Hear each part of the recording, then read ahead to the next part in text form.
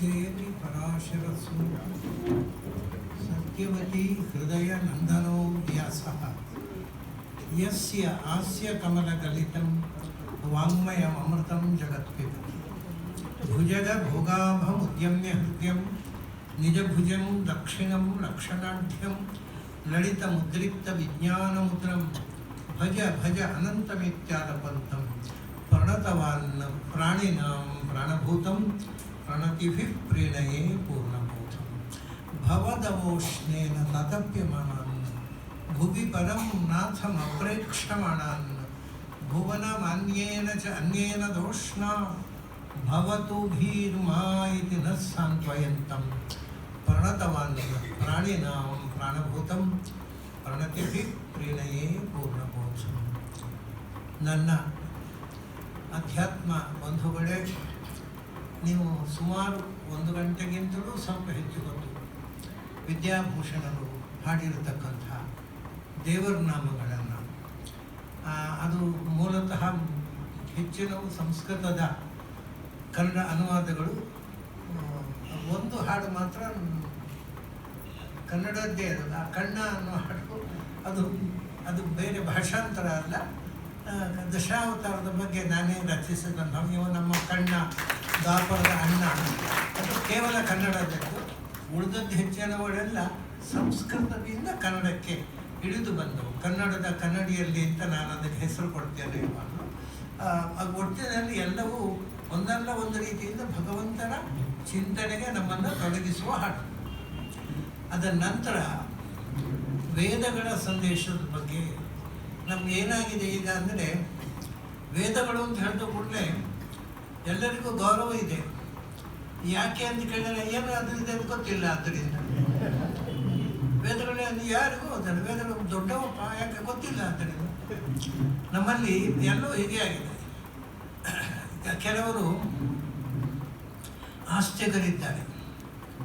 ಅವ್ರದ್ದು ಯಾರು ನೀವೇ ನಾವು ಆಸ್ತಿಗಳಪ್ಪ ಯಾಕೆ ಅಂದರೆ ನಾವು ವೇದ ಪುರಾಣಗಳನ್ನು ನಂಬುತ್ತೇವೆ, ಯಾಕೆ ನಂಬ್ತೀವಿ ಗೊತ್ತಿಲ್ಲ. ಆದ್ದರಿಂದ ಕೆಲವರು ನಾವು ನಾಸ್ತಿಕರು, ಯಾಕೆ ವೇದ ಪುರಾಣ ನಂಬಲ್ಲ, ಯಾಕೆ ನಂಬಲ್ಲ ಗೊತ್ತಿಲ್ಲ. ಆದ್ದರಿಂದ ಸೊ ಬೇಸಿಕ್ ಕ್ವಾಲಿಫಿಕೇಶನ್ ಎಲ್ರಿಗೂ ಒಂದೇ, ನಂಬುವವರಿಗೂ ಅಜ್ಞಾನ.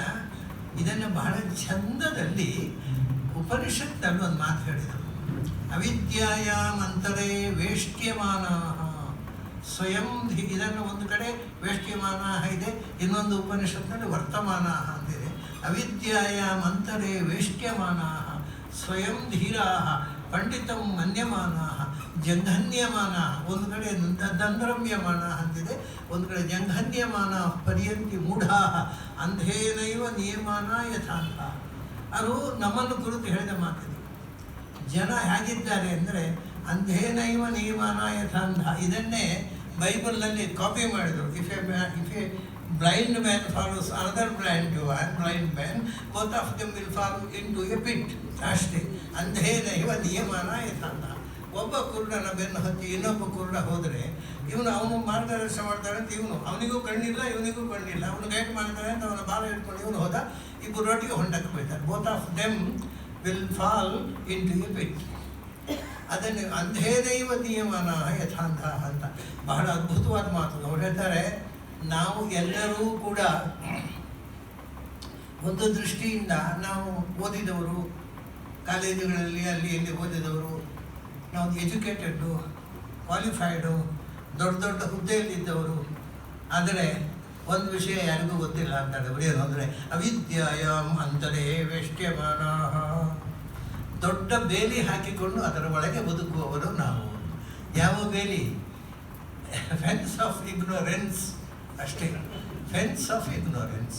ಅಜ್ಞಾನದ ಬೇಲಿಯ ಒಳಗೆ ನಾವು ಸಿಕ್ಕ ಹಾಕೊಂಡಿದ್ದೇವೆ. ಸುತ್ತ ಬೇಲಿ ಅಜ್ಞಾನದ್ದು, ಬಟ್ ಮಹಾಜ್ಞಾನಿಗಳು ತಿಳ್ಕೊಂಡ್ಬಿಟ್ಟಿದ್ದೇವೆ. ಅಂದರೆ ಅವ್ರು ಏನು ಹೇಳ್ತಾರೆ ಅಂದರೆ, ನಮಗೆ ಗೊತ್ತಿಲ್ಲ ಅನ್ನೋದು ಗೊತ್ತಿಲ್ಲ. We do not know that we do not know. ಅಂಥ ದೊಡ್ಡ ಅಜ್ಞಾನಿಗಳು ನಾವು. ಅವಿದ್ಯಾಯಾಮ್ ಅಂತರೇ ವೇಷ್ಟ್ಯಮಾನ ಸ್ವಯಂ ಧೀರ. ತಾನೇ ಬುದ್ಧಿವಂತರು ಅಂತ ತಾವೇ ತೀರ್ಮಾನ ಮಾಡಿಕೊಂಡವರು. ಇದು ವೇದದ ಉದ್ಗಾರ. ಈ ಜನ ಹೇಗಿದ್ದಾರೆ ಅಂದರೆ ಅಜ್ಞಾನದ ಬೇಲಿ ಹಾಕಿಕೊಂಡು ಆ ಬೇಲಿ ಒಳಗೆ ತಾವು ಸುಭದ್ರ ಅಂತ ಕೂತವರು. ತಾವೇ ಬುದ್ಧಿವಂತರು ತಿಳಿದವರು. ಪಂಡಿತಂ ಅನ್ಯಮಾನಾಹ, ತಾವೇ ವಿದ್ವಾಂಸರು, ತಾವೇ ಪಂಡಿತರು ಅಂತ ತಿಳ್ಕೊಂಡವರು. ದಂದ್ರಮ್ಯಮಾನಾಹ ಅಂದರೆ ಮರದಂತೆ ವ್ಯರ್ಥವಾಗಿ ಬದುಕುವವರು ಅಂತ. ಮರಗಳು 300 ವರ್ಷ 400 ವರ್ಷ ಈ ಮರದ ಕಡಿಯದೇ ಇದ್ದರೆ ಒಂದು 300-400 ವರ್ಷ ಬದುಕ್ತಾವೆ. ಇವು ಏನು ಉಪಯೋಗ? ಏನು ಉಪಯೋಗ ಇಲ್ಲ. ಅಂದರೆ ಒಂದು ದೃಷ್ಟಿಯಿಂದ ಉಪಯೋಗ ಇದೆ. ಮರಗಳು ಬದುಕಿದರೆ ಅವು ಪಕ್ಷಿಗಳಿಗೆ ಆಶ್ರಯ ಕೊಡ್ತವೆ, ಹೋಗುವ ಬರುವವರಿಗೆ ನೆರಳು ಕೊಡ್ತವೆ, ಅದನ್ನು ಕಡಿಯಲಿಕ್ಕೆ ಬಂದವನಿಗೂ ನೆರಳು ಕೊಡ್ತವೆ. ಮಹಾ ಉಪಕಾರಿಗಳು. ಮನುಷ್ಯ ಅವು ಸತ್ತ ಮೇಲೆ ನಮಗೆ ಮನೆಯಲ್ಲಿ ಅಡಿಗೆಗೆ ಉರುವಲಾಗ್ತವೆ. ಎಲ್ಲ ವಿಧದಿಂದಲೂ ಒಳ ಉಪಯುಕ್ತವಾದ ಪ್ರಾಣಿಗಳು ಮರ ವಸ್ತು. ಅದು ಒಂದು ಪ್ರಾಣಿಯೇ.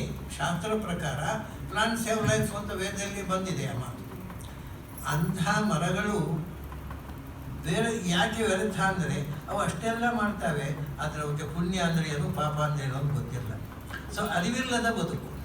ಉಪಕಾರ ಆಗುತ್ತೆ ಅವುಗಳಿಂದ, ಆದರೆ ಉಪಕಾರ ಮಾಡಬೇಕು ಅಂತ ಮಾಡಿದ್ದಲ್ಲ, ಆಯಿತು ಅಷ್ಟೇ. ಆ ರೀತಿ ಮನುಷ್ಯನು ದಂದ್ರಮ್ಯ ಮಾಡೋಣ ಅಂತ ಅಂದರೆ ಮರಗಳಂತೆ ವ್ಯರ್ಥವಾಗಿ ಬದುಕುವವನು. ಬದುಕಿನ ಅರ್ಥ ಏನು ಅಂತ ತಿಳಿಯದೆ, ಯಾಕೆ ಬದುಕಬೇಕು, ಹೇಗೆ ಬದುಕಬೇಕು ಅನ್ನುವುದನ್ನು ತಿಳಿಯದೆ ವ್ಯರ್ಥವಾಗಿ ಜೀವನವನ್ನು ಹಾಳು ಮಾಡಿಕೊಂಡು ಬದುಕುವವನು ಅಂತ. ಪರ್ಯಂತಿ ಮೂಢಾಹ ಅಂದರು, ತಿಳಿಗೇಡಿಗಳು. ಹೇಗೆ ಅಂದರೆ ಅದು ಕೊನೆಯ ಮಾತು ಹೇಳಿದ್ರು, ಅಂಧೇನೈವ ನಿಯಮಾನಾಹ ಯಥಾಂತಹ. ಒಬ್ಬ ಅಜ್ಞಾನಿ ಇದ್ದಾನೆ, ಕುರುಡ ಇದ್ದಾನೆ. ಅವನ ಬೆನ್ನ ಹಿಂದೆ ಅವನು ಮಾರ್ಗದರ್ಶಕ, ಅವನಿಗೆ ಕಾಣುತ್ತೆ ಅಂತ ತಿಳ್ಕೊಂಡು ಇನ್ನೊಬ್ಬ ಕುರುಡ ಅವನ ಬೆನ್ನು ಹತ್ತಿದ್ದಾನೆ. ಸೊ ಕುರುಡನ ಬೆನ್ನು ಹತ್ತಿದ ಕುರುಡನಂತೆ ಇಬ್ಬರು ಹೊಂಡಕ್ಕೆ ಬೀಳುವುದಷ್ಟೇ, ದಾರಿ ಸಿಗೋದಿಲ್ಲ. ಅಂಧೇನೈವ ನಿಯಮಾನಾಹ ಯಥಾಂತಹ. ಬಹಳ ಅದ್ಭುತವಾದ ಮಾತು ಇದು. ಅವರು ಮುಂದಿನ ಜನಾಂಗಕ್ಕೆ ಅಂದರೆ ನಮ್ಮಂಥವ್ರಿಗೆ ಹೇಳಿದ ಮಾತು. ಇಂಥ ಜನ ವೇದ ಅಂದರೆ ನಮ್ಮ ವೇದ, ನಮ್ಮ ಹಿರಿಯರು ಕಂಡುಕೊಂಡ ವೇದ ಅಂತ ಹೇಳ್ತಾರೆ. ಏನು ಅಂದರೆ ಏನಂತ ಗೊತ್ತಿಲ್ಲ. ಈಗ ನೋಡಿ, ನಮ್ಮ ದುರಂತ ಏನು ಅಂದರೆ ವೇದಗಳನ್ನು, ಸಮಗ್ರ ವೇದಗಳನ್ನು ಘನಾಂತವಾಗಿ ಓದಿದವರಿದ್ದಾರೆ ನಮ್ಮಲ್ಲಿ. ಆದರೆ ಅವರಿಗೆ ಒಂದು ಮಂತ್ರದ ಅರ್ಥವೂ ಗೊತ್ತಿಲ್ಲ, ಬರೀ ಬಾಯ್ಪಾಠ ಕಲಿತವರು. ಪ್ರಪಂಚದಲ್ಲಿ ಎಲ್ಲಿಯಾದರೂ ಒಂದು ಭಾಷೆ ಗೊತ್ತಿರದೆ ಆ ಭಾಷೆಯನ್ನು ಬರೀ ಬಾಯ್ಪಾಠ ಕಲಿತು ದೇವರ ಪೂಜೆ ಮಾಡುವುದು ಅಂತ ಒಂದು ಉಂಟ ಕ್ರಮ. ನಾವು ನಮಗೆ ಪ್ರಪಂಚದಲ್ಲಿ ದೇವರ ಪೂಜೆ ಮಾಡುವಾಗ ಹೇಳುವ ಮಂತ್ರಗಳುಂಟಲ್ಲ, ಯಾವುದೇ ಇರಲಿ, ಅದು ಕುರಾನ್ ಇರಲಿ, ಬೈಬಲ್ ಇರಲಿ, ಅಥವಾ ಇಂಗ್ಲೀಷ್ ಇರಲಿ, ಎನಿ ಲ್ಯಾಂಗ್ವೇಜ್, ಯಾವುದೇ ಭಾಷೆಯಲ್ಲಿ ದೇವರ ಪೂಜೆ ಮಾಡುವವರು ಅವರಿಗೆ ಅರ್ಥವಾಗುವ ಭಾಷೆಯಲ್ಲಿ ದೇವರನ್ನು ಸ್ತೋತ್ರ ಮಾಡ್ತಾರೆ. ನಮ್ಮಲ್ಲಿ ಮಾತ್ರ ನಮಗೆ ಅರ್ಥವಾಗದ ಭಾಷೆಯಲ್ಲಿ ಸ್ತೋತ್ರ ಮಾಡ್ತೇವೆ. ನಮಗೇನು ಧೈರ್ಯ ಅಂದರೆ ದೇವರಿಗೆ ಅರ್ಥ ಆಗುತ್ತಲ್ಲ ಸಾಕು, ನಮಗೆ ಅರ್ಥ ಆಗುತ್ತಾರೆ ಏನು ಮಹಾ. ಅಂದರೆ ಹಾಗಾಗಿ ನಮಗೆ ಅರ್ಥವಾಗದ ಮಂತ್ರಗಳನ್ನು ಹೇಳಿ ನಾವು ದೇವರಿಗೆ ಪೂಜೆ ಮಾಡ್ತೇವೆ. ಅದು ಅರ್ಥ ಆಗದ ಮಂತ್ರಗಳಲ್ಲ, ಅರ್ಥ ಆಗಬೇಕಿತ್ತು. ನಾವು ಅದನ್ನು ಮರೆತದ್ದು ನಮ್ಮ ತಪ್ಪು. ಹಿಂದಿನವರು ವೇದವನ್ನು ಓದಿ ಬಾಯ್ಪಾಠ ಮಾಡುವಂತ ಹೇಳಲಿಲ್ಲ. ವೇದಗಳನ್ನು ಅಧ್ಯಯನ ಮಾಡುವುದು, ಅದರ ಒಂದೊಂದು ಪದಗಳನ್ನು ಚಿಂತನೆ ಮಾಡು, ಅದರಲ್ಲಿ ಇರತಕ್ಕಂಥ ಅನುಭವವನ್ನು ಅರ್ಥ ಮಾಡಿಕೊ, ಅದರಂತೆ ಬದುಕಲಿಕ್ಕೆ ಪ್ರಯತ್ನಿಸುವಂಥ ವೇದಗಳು ಹೊರಟವು. ಆದರೆ ಮುಂದಿನವರು ಅದನ್ನು ಮರೆತು ಬಿಟ್ಟರು. ಬರೇ ವೇದವನ್ನು ಉರು ಹೊಡೆದು ಅದನ್ನು ಹಾಗೆ ಉರು ಹೊಡೆದು ಹೇಳಿಬಿಡ್ತಾರೆ. ಅದರಿಂದ ಏನಾಗುತ್ತೆ ಅಂದರೆ ಈ ಉರು ಹೊಡೆಯುವಾಗ ಎಷ್ಟೋ ಪಾಠಗಳು ಅಪಪಾಠಗಳಾಗಿಬಿಡ್ತವೆ, ತಪ್ಪು ಪಾಠಗಳು. ಅದೇ ಮುಂದುವರಿತಾ ಇರ್ತದೆ. ಪಾಠ ಶುದ್ಧಿಯೂ ಇಲ್ಲ, ಅರ್ಥ ಜ್ಞಾನವೇ ಇಲ್ಲ, ಪಾಠ ಶುದ್ಧಿಯೂ ಇಲ್ಲ. ಈ ಒಂದು ದೃಷ್ಟಿಯಿಂದ ನಮ್ಮಲ್ಲಿ ವೈದಿಕ ಪರಂಪರೆ ತುಂಬ ಮಲಿನವಾಗಿದೆ. ಅದರ ಅರ್ಥವೇ ಗೊತ್ತಿಲ್ಲದೆ ಹೇಳುವುದರಿಂದಾಗಿ ತುಂಬ ಮಲಿನವಾಗಿದೆ. ಹಾಗಾಗಿ ಇನ್ನು ಹಿಂದಿನವರು ಒಂದು ಮಾತು ಹೇಳಿದ್ದು ಏನು ಅಂದರೆ, ಇದನ್ನು ಮಹಾಭಾರತದಲ್ಲೂ ಹೇಳ್ತಾರೆ. ಏನು ಅಂದರೆ ದಹತ್ಯೇನು, ಈಗ ಕಟ್ಟಿಗೆ ರಾಶಿಯನ್ನು ಕಟ್ಟಿ ತಲೆ ಮೇಲೆ ಹೊತ್ಕೊಂಡು ಮನೆಗೆ ಬರ್ತಾನೆ, ಯಾಕೆಂದರೆ ಅಡುಗೆ ಮಾಡಲಿಕ್ಕೆ ಅಂತ. ಅದನ್ನು ಅಡುಗೆ ಮಾಡದೆ ತಲೆಯಲ್ಲೇ ಹೊತ್ಕೊಂಡ್ರೆ ಅದು ಇಟ್ ಈಸ್ ಎ ಬರ್ಡನ್. ಹಾಗೆಯೇ ವೇದದ ಅರ್ಥ ತಿಳಿಯದೆ ಅದನ್ನು ಬರೀ ಊರು ಹೊಡೆದರೆ ಅದು ತಲೆಗೆ ಒಂದು ಭಾರ ಅಂತ. ಇದು ಮಹಾಭಾರತದಲ್ಲಿ ಬಂದಿರತಕ್ಕಂಥ ಮಾತು. ಬೇರೊಂದು ಗ್ರಂಥದಲ್ಲಿ ಹೇಳ್ತಾರೆ, ವೇದ ಕಲಿಯಬೇಕು ಅಂತ ಹೇಳಿ ವೇದ ಕಲಿಯುವುದು, ವೇದ ಅಂದರೆ ಒಂದು ದೊಡ್ಡ ಹೆಮ್ಮರ, ಅದರ ತುಂಬ ಸಿಹಿ ಹಣ್ಣುಗಳಿವೆ. ಇವನ ಮೇಲೆ ಹತ್ತಿ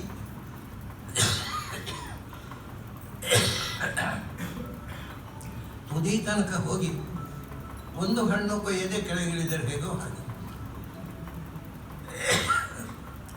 ಕೆಳಗೆ ಹೋಗಿ ಹಣ್ಣುಗಳನ್ನು ಕೊಯ್ದು ಅದರ ಸವಿ ನೋಡಿದರೆ ಆಗ ವೇದ. ವೇದ ಅಂದರೆ ವೇದಯಂತೀತಿ ವೇದ ಅಲ್ವಾ, ನಮಗೆ ಸತ್ಯವನ್ನು ತಿಳಿಸುವವುಗಳು.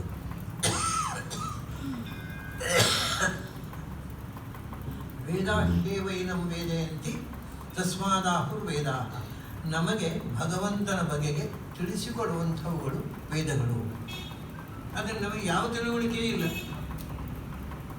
ಆ ರೀತಿಯಾಗಿ ನಾವು ಇವತ್ತು ಒಂದು ದೃಷ್ಟಿಯಿಂದ ವೈದಿಕ ಪರಂಪರೆಗೆ ಅನ್ಯಾಯ ಮಾಡ್ತಾ ಇದ್ದೇವೆ.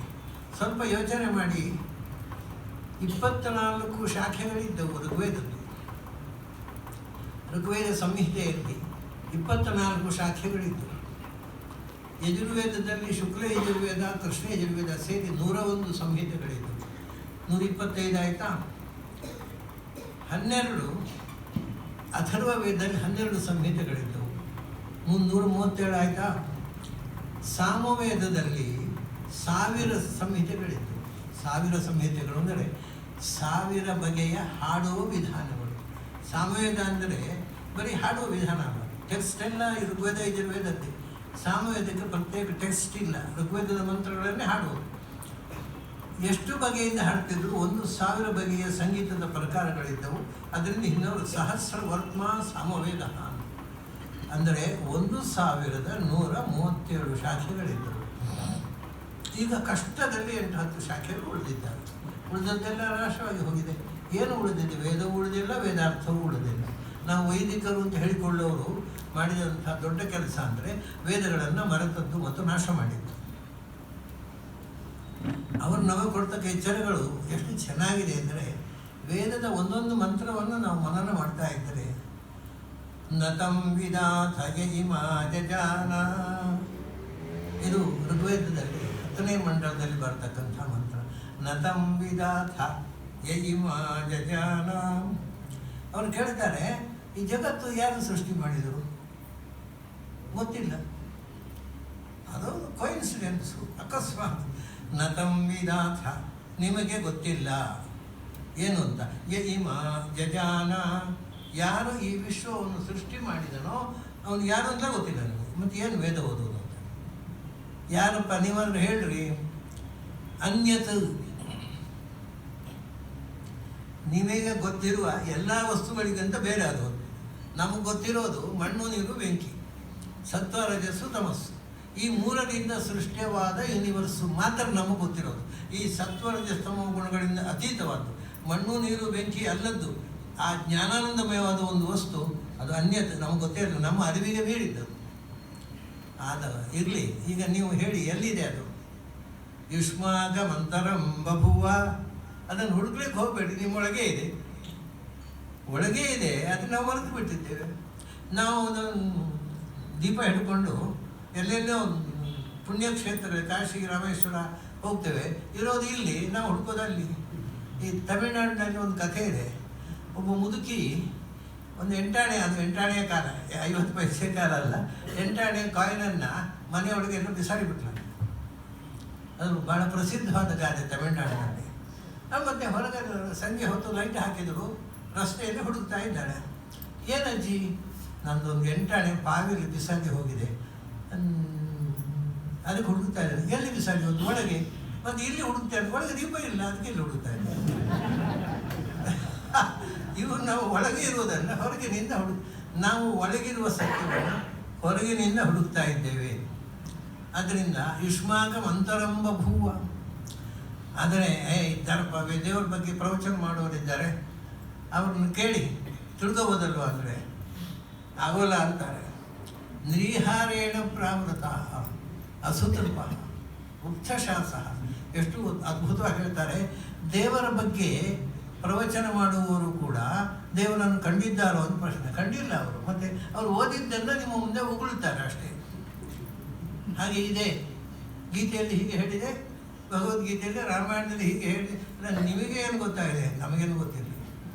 ನಾವು ರಾಮಾಯಣದಲ್ಲಿ ಹೇಳಿದೆ ಭಾರತ ಅದನ್ನು ಹೇಳಿದೆ, ನೀಹಾರೇಣ ಪ್ರಾವೃತ ಮಂಜು ಕವಿದ ಕಣ್ಣಿನವರು. ಸತ್ಯ ಕಾಣ್ತಾ ಇಲ್ಲ ಅವರಿಗೂ ಕೂಡ. ನಿಮಗೆ ಉಪದೇಶ ಕೊಡ್ತೇನೆ ಅಂತ ಬರ್ತಾರೆ. ನಮ್ಗೆ ಎಷ್ಟೋ ಕಡೆ ನಮಗೆ ಇವತ್ತೇನಾಗಿದೆ ಅಂದರೆ, ಜಗತ್ತು ಒಂದೇ ಆದರೂ 1000 ಮಂದಿ ಜಗದ್ಗುರುಗಳು ಇದ್ದಾರೆ. ಅವ್ರು ಎಲ್ಲಿ ತನಕ ಅಂದರೆ ಅವ್ರಿಗೆ ಎಷ್ಟು ಗೊತ್ತಿರೋದು ಅಂದರೆ, ಫೋಟೋ ತೆಗಿಲಿಕ್ಕೆ ಅಂತ ಕ್ಯಾಮರಾಮ್ಯಾನ್ ಬಂದಾಗ ಹೀಗೆ ಹಿಡ್ಕೋಬೇಕು ಅಂತ ಎಷ್ಟೇ ಗೊತ್ತಿರೋದು. ಹಾಗೆ ಹಿಡ್ಕೊಂಡ್ರೆ ಏನು ಅರ್ಥ ಅಂತ ಕೂಡ ಗೊತ್ತಿಲ್ಲ ಅವರಿಗೆ. ನೋಡಿ, ಆ್ಯಕ್ಚುಲಿ ನೀವು ಪರೀಕ್ಷೆ ಮಾಡಿ ನೋಡಿಬೇಕಾದ್ರೆ ಅದು ಯಾಕೆ ಸ್ವಾಮಿ ಹೀಗೆ ಹಿಡ್ಕೊಂಡಿದ್ದೀನಿ, ಅದು ಎಲ್ಲರೂ ಹಿಡ್ಕೊಳ್ತಾರೆ, ಅದಕ್ಕೆ ನಾನು ಹಿಡ್ಕೊಳ್ತೇನೆ. ಪ್ರತಿಯೊಂದು ಹಾಗಾಗಿದೆ ನಮ್ಮದು. ನಾವು ಯಾವುದನ್ನಾದ್ರು ಮಾಡಿದರೆ, ನನಗೆ ಒಬ್ಬ ವಿದೇಶಿ ವಿದ್ಯಾರ್ಥಿ ನಮ್ಮ ಮನೆಗೆ ಬಂದಿದ್ದ, ನನ್ನ ಹತ್ರ ಪಾಠ ಕೇಳ್ತಾ ಇದ್ದ. ಅವನು ಒಂದು ಸರ್ತಿ ಹೇಳಿದ, ನಾನು ಭಾರತಕ್ಕೆ ಬಂದೆ. ಯಾಕೆ ಬಂದೆ ಅಂದರೆ, 1000 ವರ್ಷಗಳ ಒಂದು ಸಾಂಸ್ಕೃತಿಕ ಪರಂಪರೆ ಇರುವ ದೇಶ.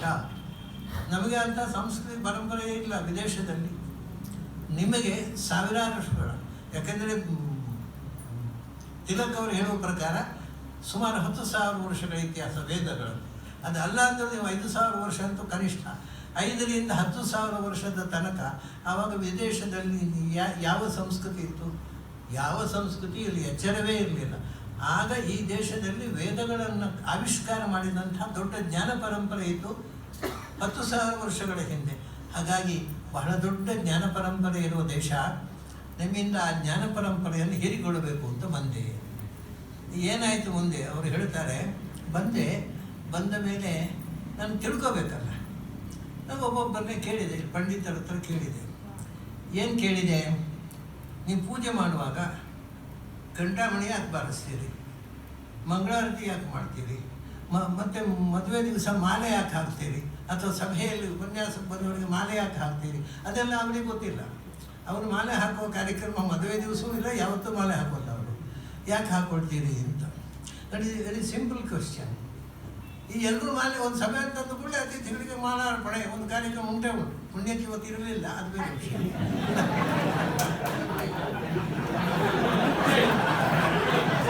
ರೆಡಿ ಇದೆ ಮಾಲಾರ್ಪಣೆ. ಯಾಕೆ ಮಾಲೆ ಹಾಕ್ತೀರಿ ಅಂತ, ಯಾಕೆ ಹಾಕ್ತೀರಿ ಅಂತ ಕೇಳಿದಾಗ ಅವ್ರು ಹೇಳ್ತಾರೆ, ಬಹಳ ಜನ ಯಾಕೆ ಅಂದರೆ ಎಲ್ಲರೂ ಹಾಕ್ತಾರೆ, ನಾವು ಹಾಕ್ತೇವೆ. ಎಲ್ಲರೂ ಮಾಲಾರ್ಪಣೆ ಮಾಡ್ತಾರೆ, ನಾವು ಮಾಡ್ತೇವೆ. ಯಾಕೆ ಅಂತ ನಮ್ಗೆ ಗೊತ್ತಿಲ್ಲ, ಎಲ್ಲರೂ ಮಾಡ್ತಾರೆ, ನಾವು ಮಾಡ್ತೇವೆ. ಅವ್ನು ಹೇಳ್ತಾನೆ, ಹಾಗೆ ಹೌದು, ನನಗೆ ಎಲ್ಲರೂ ಹಾಗೆ. ನೀವು ಗಂಟಾಮಣಿ ಯಾಕೆ ಬಾರಿಸ್ತಾರೆ? ಎಲ್ಲರೂ ಬಾರಿಸ್ತಾರೆ, ಪೂಜೆ ಮಾಡೋ ಭಟ್ರು. ಅದೇ ಇದರ ಅರ್ಥ ಏನಂದರೆ, ನಮಗೆ ಯಾವುದನ್ನು ಯಾಕೆ ಮಾಡ್ತೇವೆ ಅಂತ ಗೊತ್ತಿಲ್ಲದೆ ಯಾಂತ್ರಿಕವಾಗಿ ಎಲ್ಲವನ್ನೂ ಮಾಡ್ತಾ ಇದ್ದೇವೆ. ಅದು ಆಚಾರ ಸಂಪ್ರದಾಯ ಅಂತ. ಸಂಪ್ರದಾಯಕ್ಕೆ ಒಂದು ಅರ್ಥ ಇರಬೇಕಲ್ವ, ಅದನ್ನು ತಿಳಿದು ಮಾಡಬೇಕಲ್ವ. ಉಪನಿಷತ್ ಹೇಳುತ್ತೆ, ಯದೇವ ವಿದ್ಯೆಯ ಕರೋತಿ ಶ್ರದ್ಧೆಯ ಉಪನಿಷದ ತದೇವ ವೀರ್ಯವತ್ತರಂ ಭವತಿ. ಯದೇವ ವಿದ್ಯೆಯ ಕರೋತಿ, ನೀನು ಯಾವುದನ್ನು ತಿಳಿದು ಮಾಡುತ್ತೀಯೋ ಅದು ಮಾತ್ರ ಸಾರ್ಥಕ ಅಂತ. ಅದು ಮೊದಲು ವಿದ್ಯೆಯ ಕರೋತಿ, first know it and then do it. ಈಗ ಏನಾಗಿದೆ, ತಿಳುವಳಿಕೆ ಎಲ್ಲ ಬರೇ ಮಾಡು. ಯಾಕೆಂದರೆ ಏನೋ ಅರ್ಥ ಇರಬೇಕ್ರಿ, ಹಿಂದವರು ಸುಮ್ಮನೆ ಮಾಡ್ತಾರೆ ಅಷ್ಟೇ. ನಮಗೆ ಏನು ಅರ್ಥ ಅಂತ ಗೊತ್ತಿಲ್ಲ. ಹಿಂದವರೆಲ್ಲ ಮಾಡ್ತಾ ಬಂದಿದ್ದಾರೆ, ಅದು ಏನೋ ಅರ್ಥ ಇರಬೇಕು ಅಂತ. ಅದು 2 ಗುಂಪಾಯಿತು. ಏನೋ ಅರ್ಥ ಇರಬೇಕು ಅಂತ ಕೆಲವರು, ಹಿಂದವರು ಮೂಢರು, ಬುದ್ಧಿ ಇಲ್ಲ ಅಂತ ಬಿಡುವವರು ಕೆಲವರು. ಎರಡು ಅಜ್ಞಾನದಿಂದ ಬಂದ 2 ಕವರು ಬಂತು. ಅವ್ರು ಹೇಳ್ತಾರೆ, ವೇದ ಕಾಲದಲ್ಲಿ ಯದೇವ ವಿದ್ಯೆಯ ಕರೋತಿ ಶ್ರದ್ಧೆಯ ಉಪನಿಷದ ತದೇವ ವೀರ್ಯವತ್ತರಂ ಭವತಿ. ಅಂದರೆ ಅವ್ರು ಹೇಳ್ತಾರೆ, ಮೊದಲು ಫಸ್ಟ್ ನೋ ಇಟ್, ವಿದ್ಯೆಯ ಕರೋತಿ. ನಂಬಿದ ಓದಿ ತಿಳ್ಕೊಂಡ್ರೆ ಸಾಲದು, ತಿಳ್ಕೊಂಡದ್ದನ್ನು ಬಿಲೀವ್ ಇನ್ ಇಟ್, ಶ್ರದ್ಧೆಯ. ಯಾಕೆಂದರೆ ನಂಬದೇ ಇದ್ದರೆ ತಿಳಿದೇನು ಬೇಡ. ನಾನು ತಿಳ್ಕೊಂಡಿದ್ದೇನೆ, ನನಗೆ ನಂಬಿಕೆ ಇಲ್ಲ, ಏನು ಉಪಯೋಗ ಇಲ್ಲ. So first know it and believe in it and then do it.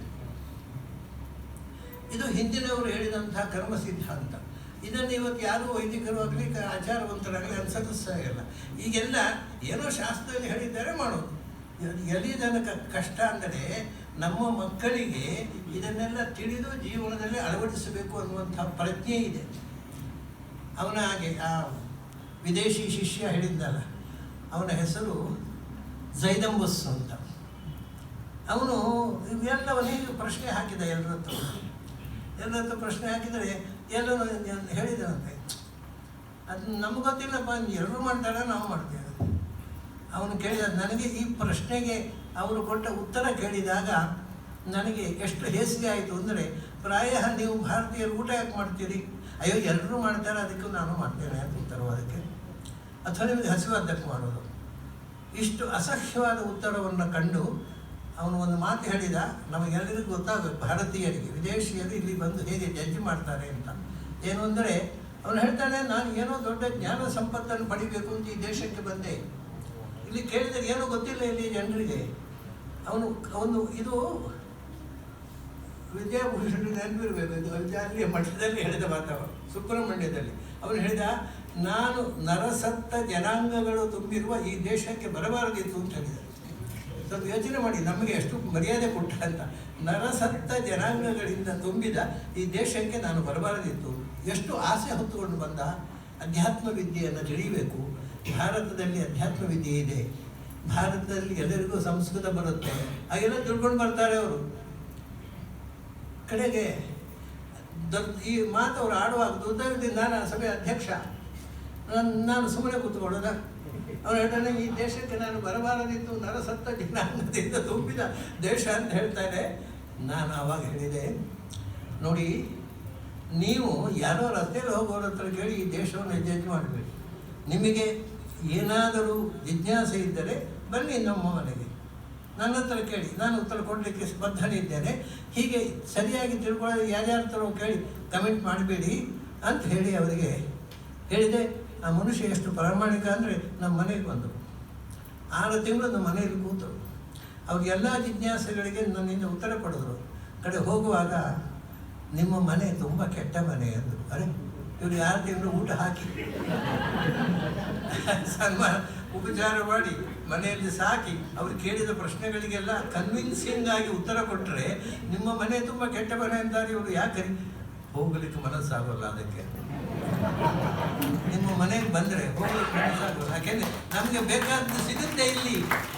ಅಂಥ ಪರಿಸರ ಅಂದರೆ ವೈದಿಕ ಪರಂಪರೆಯನ್ನು ಜನಕ್ಕೆ ಮುಟ್ಟಿಸುವ ಕೆಲಸವನ್ನು ಪ್ರತಿಯೊಬ್ಬ ಭಾರತೀಯ ಮಾಡಬೇಕು. ಅದು ವೇದಕ್ಕೆ ಅರ್ಥಚಿಂತನೆ, ಉಪನಿಷತ್ತುಗಳ ಅರ್ಥಚಿಂತನೆ. ಅದರ ಅರ್ಥಚಿಂತನೆಯನ್ನು ನಾವು ಸ್ಫೂರ್ತಿ ಪಡೆದು ನಮ್ಮ ಜೀವನದಲ್ಲಿ ಅದನ್ನು ಅಳವಡಿಸಿಕೊಳ್ಳುವಂತಹ ಕಾರ್ಯ ಅದು ನಡೆಯಬೇಕು. ಇವತ್ತು ಏನಾಗಿದೆ ಅಂದರೆ, ಯಾರೋ ಪುರೋಹಿತರು ಬರ್ತಾರೆ, ಪುರೋಹಿತರೇ ಒಂದು ಹೋಮ ಮಾಡಿ ದಕ್ಷಿಣೆ ಎಷ್ಟು ಹಿಡ್ಕೊಂಡು ಹೋಗಿ ಮುಗಿದೋಯ್ತು. ನಮಗೆ ಅದನ್ನು ಇನ್ವಾಲ್ವ್ಮೆಂಟೇ ಇಲ್ಲ. ಆಮೇಲೆ ಲಾಜಿಕ್ಕು ಅಲ್ರಿ, ನೀವು ಹೇಳ್ತೀರಿ ಎಲ್ಲವೂ ದೇವರೇ ಮಾಡುವುದು, ತೃಣವಾಪಿನ ಚಲತಿ ತೇನ ವಿನ, ನಮ್ಮಿಂದ ಪಾಪ ಮಾಡಿಸೋನು ಅವನೇ, ನಮ್ಮಿಂದ ಪುಣ್ಯ ಮಾಡಿಸೋನು ಅವನೇ ಹೋಗಲಿ ನರಕಕ್ಕೆ, ನಾವೇ ಹೋಗಬೇಕು. ಇಂಟೆಲೆಕ್ಚುವಲ್ಸು ಅಂತ ತಿಳ್ಕೊಂಡವರು, ಸ್ವಯಂ ಧೀರ ಅವರನ್ನೇ ತಾವು ಮಹಾ ಇಂಟೆಲೆಕ್ಚುವಲ್ಸ್ ಅಂತ ತಿಳ್ಕೊಂಡವರು ಹೀಗೆ ಪ್ರಶ್ನೆ ಮಾಡ್ತಾರೆ. ಇವತ್ತು ಅನೇಕ ಕಡೆ ನನಗೆ ಪ್ರಶ್ನೆ ಮಾಡಿದ್ದಾರೆ, ನಾನು ಉಪನ್ಯಾಸಕ್ಕೆ ಹೋಗಿದ್ದಾರೆ. ದೇವರು ಅಲ್ವಾ ಮಾಡಿಸೋದು, ನಮಗೆ ಸ್ವತಂತ್ರವಾಗಿ ನಮಗೇನು ಮಾಡಲಿಕ್ಕೆ ಬರೋಲ್ಲ ಅಲ್ವಾ? ದೇವರು ನಮ್ಮಿಂದ ಪಾಪ ಮಾಡಿಸಿದ, ಅವನೇ ನರಕಕ್ಕೆ ಹೋಗಲಿ, ನಮ್ಮನ್ನು ಯಾಕೆ ಕಳಿಸೋದು? ನಾವು ಆರಾಮಾಗಿರ್ತೇವೆ, ರಗಡೆ ಬೇಡ. ಕಡೆಗೆ ಅಂದರೆ ಎಷ್ಟು ದುರ್ಬಲ ಈ ಲಾಜಿಕ್ಕು ಅಂದರೆ, ನಾನು ಅವ್ರಿಗೆ ಹೇಳ್ಬೇಕಂತಲ್ರಿ, ನಿಮ್ಮ ಮನೆಯಲ್ಲಿ ಪುರೋಹಿತರು ಬರ್ತಾರಲ್ಲ, ಪುರೋಹಿತರದ ಹೋಮ ಮಾಡ್ತಾರಲ್ಲ, ಯಾಕೆ? ನವಗ್ರಹ ಪರಿಹಾರಕ್ಕೆ, ನವಗ್ರಹ ದೋಷ ಪರಿಹಾರಕ್ಕೆ ಅವ್ರು ಮಾಡಿದ್ದಲ್ವ, ಅವರಿಗೆ ನವಗ್ರಹ ಪರಿಹಾರ, ನಿಮಗೆ ಯಾಕೆ ನವಗ್ರಹ ಪರಿಹಾರ? ಅವರಿಗೆ ಆಗಬೇಕಲ್ವ? ಇಲ್ಲಪ್ಪ, ನಮಗೋಸ್ಕರ ಮಾಡಿದ್ದು. ಹಾಗಾದರೆ ಯಾರು ಮಾಡಿದ್ದಾರೋ ಅವರಿಗೆ ಪಾಪ ಅಲ್ಲ, ಯಾರಿಗೋಸ್ಕರ ಮಾಡಿದ್ದಾರೋ ಅವರಿಗೆ. ದೇವರು ನಮಗೋಸ್ಕರ ಮಾಡಿದ. ಈಗ ಮಗುವಿಗೆ ದೇವರಿಗೆ ಪ್ರದಕ್ಷಿಣೆ ಮಾಡಲಿಕ್ಕೆ ಬರೋಲ್ಲ, ನಮಸ್ಕಾರ ಮಾಡಲಿಕ್ಕೆ ಬರೋಲ್ಲ, ತಾಯಿ ನಮಸ್ಕಾರ ಮಾಡಿಸ್ತಾಳೆ, ಅದರ ಫಲ ತಾಯಿ ಇಲ್ಲ ಮಗುವಿಗೆ. ಹಾಗೆ ನಮಗೋಸ್ಕರ, ಯಾಕಂದ್ರೆ ನಾವು ಸ್ವತಃ ಮಾಡಲಾರೆವು, ನಮಗೋಸ್ಕರ ಭಗವಂತ ಮಾಡಿಸಿದ, ಅದರ ಫಲ ಪುಣ್ಯವೋ ಪಾಪವೋ ನಮಗೆ ಬರಬೇಕಲ್ಲ. ಇಷ್ಟು ಲಾಜಿಕ್ಕು ಇಲ್ಲ ನಮ್ಮಲ್ಲಿ, ನಮಗೆ ಲಾಜಿಕ್ಕೇ ಗೊತ್ತಿಲ್ಲ. ಆದರೆ ಏನೋ ಲಾಜಿಕಲ್ ಥಿಂಕಿಂಗು ಅಂತ ಹೇಳ್ಕೊಂಡು ಪೆದ್ದು ಮಾತಾಡ್ತಾರೆ. ನನಗೆ ಇವತ್ತಿನ ಹುಡುಗರ ಲಾಜಿಕ್ ಕೇಳಿದಾಗ, ಅವರ ಪೆದ್ದುತನ ನೋಡಿದಾಗ, ಈ ದೇಶ ಇಷ್ಟು ಪೆದ್ದುತನದ ಕಡೆ ಹೋಗ್ತಾ ಇದೆಯಲ್ಲ, ಇವು ಏನು ಕಲಿತಾರೆ ಕಾಲೇಜಿನಲ್ಲಿ? ಕಾಲೇಜಿನಲ್ಲಿ ಕರೆದು ಬಂದ ಮೇಲೆ ಇಂಥ ಪ್ರಶ್ನೆಗಳು ಬರೋದು. ನಮಗೆ ಕಾಲೇಜಿನಲ್ಲಿ ಏನು ಕಲಿಸ್ಕೊಡ್ತಾ ಇದ್ದಾರೆ ಎಂದರೆ ಅವಿದ್ಯೆಯನ್ನು ಕಲಿಸ್ಕೊಡ್ತಾರೆ, ವಿದ್ಯೆಯನ್ನಲ್ಲ. ಇಷ್ಟು ನನ್ನ 80 ವರ್ಷ ಜೀವನದಲ್ಲಿ ಕಂಡುಕೊಂಡ ಸತ್ಯ ಇದು. ಕಾಲೇಜಿಗೆ ಹೋಗುವವರು ಅವಿದ್ಯೆಯನ್ನು ಕಲಿತಾರೆ, ಅಲ್ಲಿ ಅವಿದ್ಯೆಯನ್ನು ಕಲಿಸ್ಕೊಡ್ತಾರೆ, ವಿದ್ಯೆಯನ್ನು ಕಲಿಸ್ಕೊಡೋರು. ಅದರಿಂದ ಅವಿದ್ಯಾವಂತರೇ ವೇಷ್ಟ್ಯಮಾನ ಕಾಲೇಜಿನಿಂದ ಬಂದವರದು ಇದೇ ಅವಸ್ಥೆ. ಯಥಾರ್ಥವಾದ ಅರಿವಿನ ಬೆನ್ನು ಹತ್ತುವಂತಹ ಪ್ರವೃತ್ತಿ ನಮ್ಮಲ್ಲಿ ಇಲ್ಲ. ಅದನ್ನು ವೇದ ಮಂತ್ರಗಳು ಅದನ್ನು ಬಹಳ ಚೆನ್ನಾಗಿ ಹೇಳ್ತಾರೆ ನೋಡಿ. ನಾನು ಒಂದು ಹೇಳಿದೆ ವೇದ ಮಂತ್ರ, ಅವ್ರು ಇನ್ನೊಂದು ಅಂದರೆ ನಮಗೆ ಒಂದು ಅನುಭೂತಿ. ನಾವು ಸಾಮಾನ್ಯ ಪೂಜೆ ಮಾಡುವ ಒಂದು ಮಂತ್ರ ಹೇಳ್ತಾರೆ, ಅರ್ಚಿತ ಪ್ರಾರ್ಥಿತ ಪ್ರಿಯಮೇಧಾಸೌ ಅರ್ಚತ ಅರ್ಚಂತು ಪುತ್ರಕ ಉತ ಪುರನ್ನ ದೃಷ್ಟ್ಯರ್ಚತ. ಈ ಮಂತ್ರ ಹೇಳ್ತಾರಲ್ಲ, ಯಾರ ಥರ ಅರ್ಥ ಕೇಳಿ. ಅದನ್ನು ಗೊತ್ತಿದ್ದು ಹೇಳ್ತಿರೋ ಹಾಗೆ ಹೇಳ್ತಿರೋ, ಅರ್ಥ ಗೊತ್ತಿಲ್ಲ ನಮಗೆ. ಎಲ್ಲಿಯ ತನಕ ಅಂದರೆ ನಾವು ನಿತ್ಯ ಗಾಯತ್ರಿ ಹೇಳ್ತೀವಿ, ಗಾಯತ್ರಿ ಅರ್ಥ ಗೊತ್ತಿಲ್ಲ. 100ಕ್ಕೆ ಅಂದರೆ ಕೆಲವರಿಗೆ ಗೊತ್ತಿರ್ಬೋದು, ಹೆಚ್ಚಿನವರಿಗೆ ಅರ್ಥ ಗೊತ್ತಿಲ್ಲ. ಒಬ್ಬ ಹುಡುಗ ಅವನು ಅಮೇರಿಕದಲ್ಲಿ ಕಲಿತಾ ಇದ್ದವ, ಅವನಿಗೆ ಉಪನಯನ ಮಾಡಬೇಕು, ಗಾಯತ್ರಿ ಜಪ ಮಾಡಬೇಕು ನಾವು ಅಂತ ಒಂದು ಆಸೆ ಆಯ್ತು ಅವನಿಗೆ. ಬಂದ ಉಡುಪಿಗೆ, ನಮ್ಮ ಮನೆಗೆ ಬಂದ. ಅವನು ಹೇಳ್ದ, ಗುರೂಜಿ ನಾನು ಉಪನಯನ ಮಾಡಿಸ್ಕೊಳ್ಬೇಕು, ಯಾಕೆ ನನಗೆ ಗಾಯತ್ರಿ ಜಪ ಮಾಡಬೇಕು. ಒಳ್ಳೆಯದು ಮಾಡಿಸ್ಕೊಂಡ. ಪುರೋಹಿತರ ಹತ್ರ ನಾನು ಗಾಯತ್ರಿ ಅವನು ಚಿಕ್ಕಪ್ಪ ಅಲ್ಲೇ ಇದ್ದಾನೆ, ನಮ್ಮ ಊರಲ್ಲೇ ಇದ್ದಾನೆ.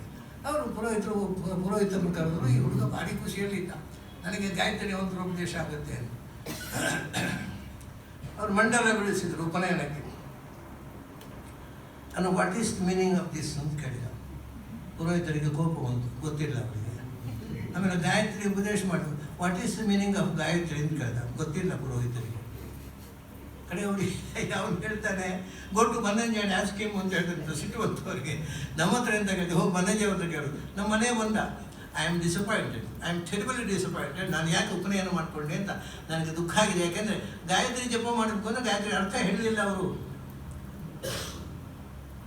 ಎಷ್ಟು ವಿಷಯಗಳು ನೋಡಿ. ಬಹಳ ಜನ ನಮಸ್ಕಾರ ಮಾಡುವಾಗ ಹೀಗೆ ಕೈ ಹಿಡ್ಕೊಳ್ತಾರಲ್ವ. ಎಂಥದ್ದು ಏನು ತಪ್ಪು ಮಾಡಿದ್ದಕ್ಕೆ ಶಾಲೆಯಲ್ಲಿ ಮೇಷ್ಟು ಶಿಕ್ಷೆ ಕೊಡ್ತಾರಲ್ಲ, ಹಾಗೆ ನಮಸ್ಕಾರ ಮಾಡೋದು ಈಸ್ ಇಟ್ ಎ ಪನಿಷ್ಮೆಂಟ್ ಅಲ್ಲ. ಅದು ಬರೀ ಬಲಗಿವಿಯನ್ನು ಮುಟ್ಟುವುದು. ಬೇಕಾದ್ರೆ ಎಡಗಿವಿಯನ್ನು ಮುಟ್ಟಿಕೊಳ್ಳಿ, ನನ್ನಿಂದೇನು ಆಕ್ಷೇಪ ಇಲ್ಲ. ಆದರೆ ಬಲಗೈಯಲ್ಲಿ ಬಲಗಿವಿ, ಎಡಗೈಯಲ್ಲಿ ಎಡಗಿವಿ, ಹೀಗೆ ಮಾಡಿದರೆ ಎಡಬಲ ಅಸ್ತವ್ಯಸ್ತ ಆಯಿತು. ಕೆಳಗೆ ನಮಸ್ಕಾರ ಮಾಡುವಾಗ ಬಲಗಾಲ ಈಚೆ ಇರುತ್ತೆ, ಎಡಗಾಲ ಈಚೆ ಇರುತ್ತೆ, ಅದಕ್ಕೆ ಹೀಗೆ ಮಾಡೋದು. ಅದು ಕಡೆ ಇಲ್ಲಿ ಹೀಗೆ ಹಿಡಿಯೋದು, ಅಲ್ಲಿ ಸೀದೆ ಹಿಡಿದುಕೊಡೋದು. ಅಂದರೆ ಪೂರ್ತಿ ಅಬದ್ಧ. ಇದು ಪ್ರತಿಯೊಂದು ಕ್ರಿಯೆ, ಆಚರಣೆ, ಆಚಾರಗಳು ಅರ್ಥ ತಿಳ್ಕೊಳ್ಳದೆ. ಇದನ್ನು ಉಪನಯನ ದಿವಸ ಹೀಗೆ ಹೇಳಿಕೊಡ್ತಾರೆ ಪುರೋಹಿತರು, ಹೀಗೆ ಹಿಡ್ಕೋ. ನಾನು ಕಂಡಿದ್ದೇನೆ. ಯಾಕಂದರೆ ಉಪನಯನಕ್ಕೆ ಅದು ಹೀಗೆ ಅಲ್ಲಿಗೆ ಹೋಗೋಲ್ಲ ನಾನು, ನನಗೆ ಆರೋಗ್ಯ ಇಲ್ಲ. ಮುಂಚೆ ಹೋದಲ್ಲಿ ಎಲ್ಲ ಉಪನಯನ ಹೀಗೆ ಹಿಡ್ಕೋ ಕೈ ಅಂತ. ನಾನು ನನ್ನ ಉಪನ್ಯಾಸಕ್ಕೆ ಬಂದವರೆಲ್ಲ ನಮಸ್ಕಾರ ಮಾಡೋ ಹೀಗೆ ಕೈ ಹಿಡಿದ್ರೆ ಹೇಳ್ತೇನೆ, ಅಪ್ಪ ಹಾಗೆ ಮಾಡಬೇಡಿ, ಹೀಗೆ ಹೀಗೆ ಹೀಗೆ ಹೇಳಿ ತಿದ್ದಿಕೊಳ್ತಾರೆ. ಅವ್ರು ಹೇಳಿದರೆ ಸಂತೋಷ ಪಡ್ತಾರೆ. ಆದರೆ ನಮ್ಮಲ್ಲಿ ಯಾವುದನ್ನು ಒಂದು ಸಂಪ್ರದಾಯವನ್ನು ಸ್ಪಷ್ಟವಾಗಿ ಅರ್ಥಪೂರ್ಣವಾಗಿ ಜನಕ್ಕೆ ಹೇಳುವ ಕ್ರಮ ಇಲ್ಲ. ನಾವು ಯಾಕೆ ಮಾಲೆ ಹಾಕ್ತೇವೆ, ಯಾಕೆ ಘಂಟಾಮಣಿ ಬಾರಿಸ್ತೇವೆ ಅಂತ ನಾನು ಪ್ರಶ್ನೆ ಹಾಕಿದೆ. ಆದರೆ ಅವ್ರು ಹೇಳ್ತಾರೆ, ನನ್ನ ಶಿಷ್ಯ ಅವರ ರೋಬರ್ಟ್ ಝೈದನ್ ಬೋಸ್ ಅಂದರೆ, ಝೈದನ್ ಅಂದರೆ ದಕ್ಕನ್, ಬೊಸ್ ಅಂದರೆ ಕಾಡು, ದಕ್ಷಿಣಾರಣ್ಯ, ತೆಂಕಾಡು ಅವರ ಹೆಸರು, ತೆಂಕಾಡು ಅಂತ. ದಕ್ಷಿಣಾರಣ್ಯ, ಝೈದನ್ ಬೋಸ್ ಅಂತ ಅವರ ಹೆಸರು. ಅದು ಡಚ್ ಭಾಷೆ, ಇಂಗ್ಲೀಷ್ ಅಲ್ಲ. ಸರಿ, ಅವರು ಹೇಳಿದ್ರು. ನಾಳೆ ಯಾಕೆ ಹಾಕ್ತಾರೆ ಗೊತ್ತಾ, ಹೂವಿನ ಮಾಲೆ ಯಾಕೆ ಹಾಕ್ತಾರೆ? ಈಗ ಹಾಕೋಲ್ಲ, ಈಗೆಲ್ಲ ಇದರದ್ದು ಯಾವುದೋ ಗಂಧದ ಸುರುಳಿ ತೆಗೆದು ಅದನ್ನು ಯಾಕಂದರೆ ಮತ್ತೆ ಪುನಃ ಅಂಗಡಿಗೆ ಹಾಕಬೇಕಾಗುತ್ತೆ. ಈ ಹೂವಿನ ಮಾಲೆ ಹಾಕೋಲ್ಲ. ಮತ್ತು ಅದು ಹೀಗೆ ರೊಟೇಟ್ ಆಗ್ತಾ ಇರ್ತೇವೆ, ಒಂದು ಕೊರಳಿಂದ ಅಂಗಡಿಗೆ, ಅಂಗಡಿಯಿಂದ ಕೊರಳಿಗೆ. ಅದಲ್ಲ. ಅದು ಯಾಕೆ ಹಾಕುವುದು ಅಂದರೆ ಅದು ಹೂವಿನದ್ದೇ ಆಗಬೇಕು. ಗಂಧದ ಚಕ್ಕೆಯಿಂದ ಮಾಲೆ ಮಾಡಿ ಅಥವಾ ಇನ್ಯಾವುದರಿಂದ ಮಣಿಯಿಂದ ಅಲ್ಲ. ವಜ್ರಾದಪಿ ಕಠೋರಾಣಿ ಮೃದುವನಿ ಕುಸುಮಾದಪಿ, ಹೂವಿನಂಥ ಹೃದಯದಿಂದ ನಿಮ್ಮನ್ನು ಸ್ವಾಗತಿಸುತ್ತೇವೆ ಅಂತ ಅದರ ಅರ್ಥ. ಅಂದರೆ ಹೃದಯ ತೋರಿಸ್ಲಿಕ್ಕಾಗುತ್ತೆ ಹನುಮಂತನಾಗಿ ಪಿಂಚಿ ಆಗುತ್ತಿಲ್ಲ.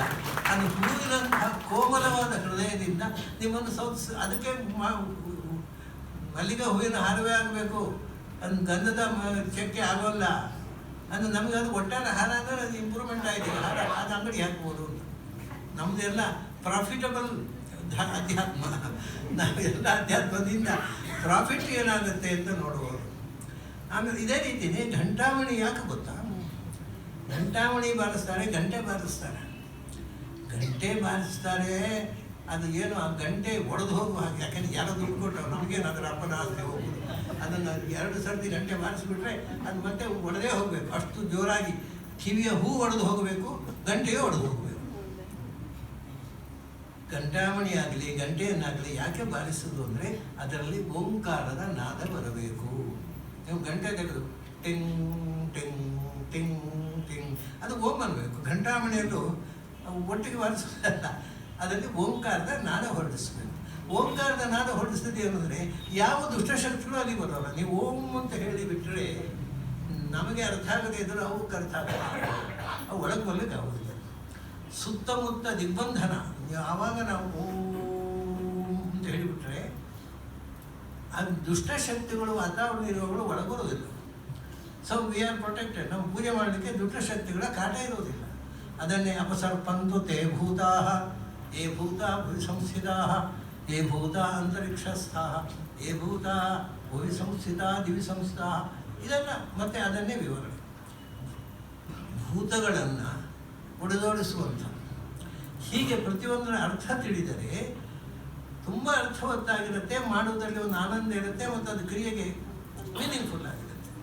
ಅದರಿಂದ ವೇದದ ಒಂದೊಂದು ಮಂತ್ರಗಳು ನಮ್ಮನ್ನು ಹೇಗೆ ಎಚ್ಚರಿಸ್ತವೆ ಅಂದರೆ ನೋಡಿ, ಕಠೋಪನಿಷತ್ನಲ್ಲಿ ಹೇಳ್ತಾರೆ ಉತ್ತಿಷ್ಠತ ಜಾಗ್ರತ ಪ್ರಾಪ್ಯ ವರಾನ್ನಿಬೋಧತ ಉತ್ತಿಷ್ಠತ. ನಮಗೇನಾಗಿದೆ ಅಂದರೆ ನಮಗೆ ಎಚ್ಚರ ಆದಾಗಲೂ ನಾವು ಬೆಳಗಾತ ಹೇಳ್ತೇವೆ, ಅದು ಎದ್ದಾಗಲೂ ನಿದ್ರೆ, ಅದು ಎದ್ದು ನಿದ್ರೆಯಲ್ಲಿರ್ತೇವೆ. ರಾತ್ರಿ ಮಲಗಿದಾಗಲೂ ನಿದ್ರೆ, ಎದ್ದ ಮೇಲೂ ನಿದ್ರೆ. ಪೂರ್ಣ ಎಚ್ಚರ ಆಗುವುದಿಲ್ಲ. ಎಚ್ಚರ ಗೇಡಿಗಳಾಗಿ ಬದುಕ್ತೇವೆ. ಅದಕ್ಕೆ ಅವ್ರು ಹೇಳೋದು, ಅಲ್ಲಪ್ಪ ನೀನು ನಿದ್ರೆಯಿಂದ ಎಚ್ಚರ ಆಗು, ಹಾಸಿಗೆಯಿಂದ ಎದ್ದರೆ ಸಾಲದು, ನಿದ್ರೆಯಿಂದ ಎಚ್ಚರ ಆಗು. ನಮಗೆ ಪೂರ್ಣ ನಿದ್ರೆ ಹೋಗುವುದೇ ಇಲ್ಲ. ನಿದ್ರೆ ಅಂದರೆ ಸಂಸ್ಕೃತದಲ್ಲಿ ಇಗ್ನೋರೆನ್ಸು ಅಂತ ಅರ್ಥ.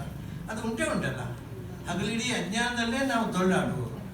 ಅದರಿಂದ ಅಜ್ಞಾನದಿಂದ ಪಾರಾಗಿ ಜ್ಞಾನದ ದಾರಿಯಲ್ಲಿ ಸಾಗು. ಅವರು ಬೇರೆ ಏನೂ ಹೇಳುವುದಿಲ್ಲ. ಅವರು ಮುಖ್ಯ ಜ್ಞಾನ ಜ್ಞಾನ ಜ್ಞಾನ. ಯಾವ ಫಲ ದುಡ್ಡು ಬೇಕು ಕೇಳೋದಿಲ್ಲ ಅವರು, ಏನು ಕೇಳೋದಿಲ್ಲ. ನಮಗೆ ಜ್ಞಾನ ಬೇಕು. So if we are after knowledge, after wisdom, ಅದು ಇಡೀ ವೇದದ ಉದ್ದೇಶ. ಅವರು ಹೇಳ್ತಾರೆ ನೋಡಿ, ಒಂದೊಂದು ಸಣ್ಣ ಸಣ್ಣ ಮಂತ್ರಗಳಲ್ಲಿ ಅವರು ಹೇಗೆ ಹೇಳ್ತಾರೆ ನೋಡಿ. ನನ್ನ ಅರ್ಚತ ಪ್ರಾರ್ಚತ ಅಂತ ಹೇಳಿದ್ನಲ್ಲ, ಅದರ ಅರ್ಥ ಪ್ರಾಯ ಯಾರಿಗೂ ಗೊತ್ತಿಲ್ಲ.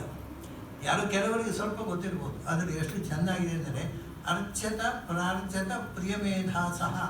ಪ್ರಿಯಮೇಧಾಸಃ ಅಂದರೆ ಮೇಧಾ ಅಂದರೆ ಜ್ಞಾನ, ಮೇಧ ಅಂದರೆ ಯಜ್ಞ.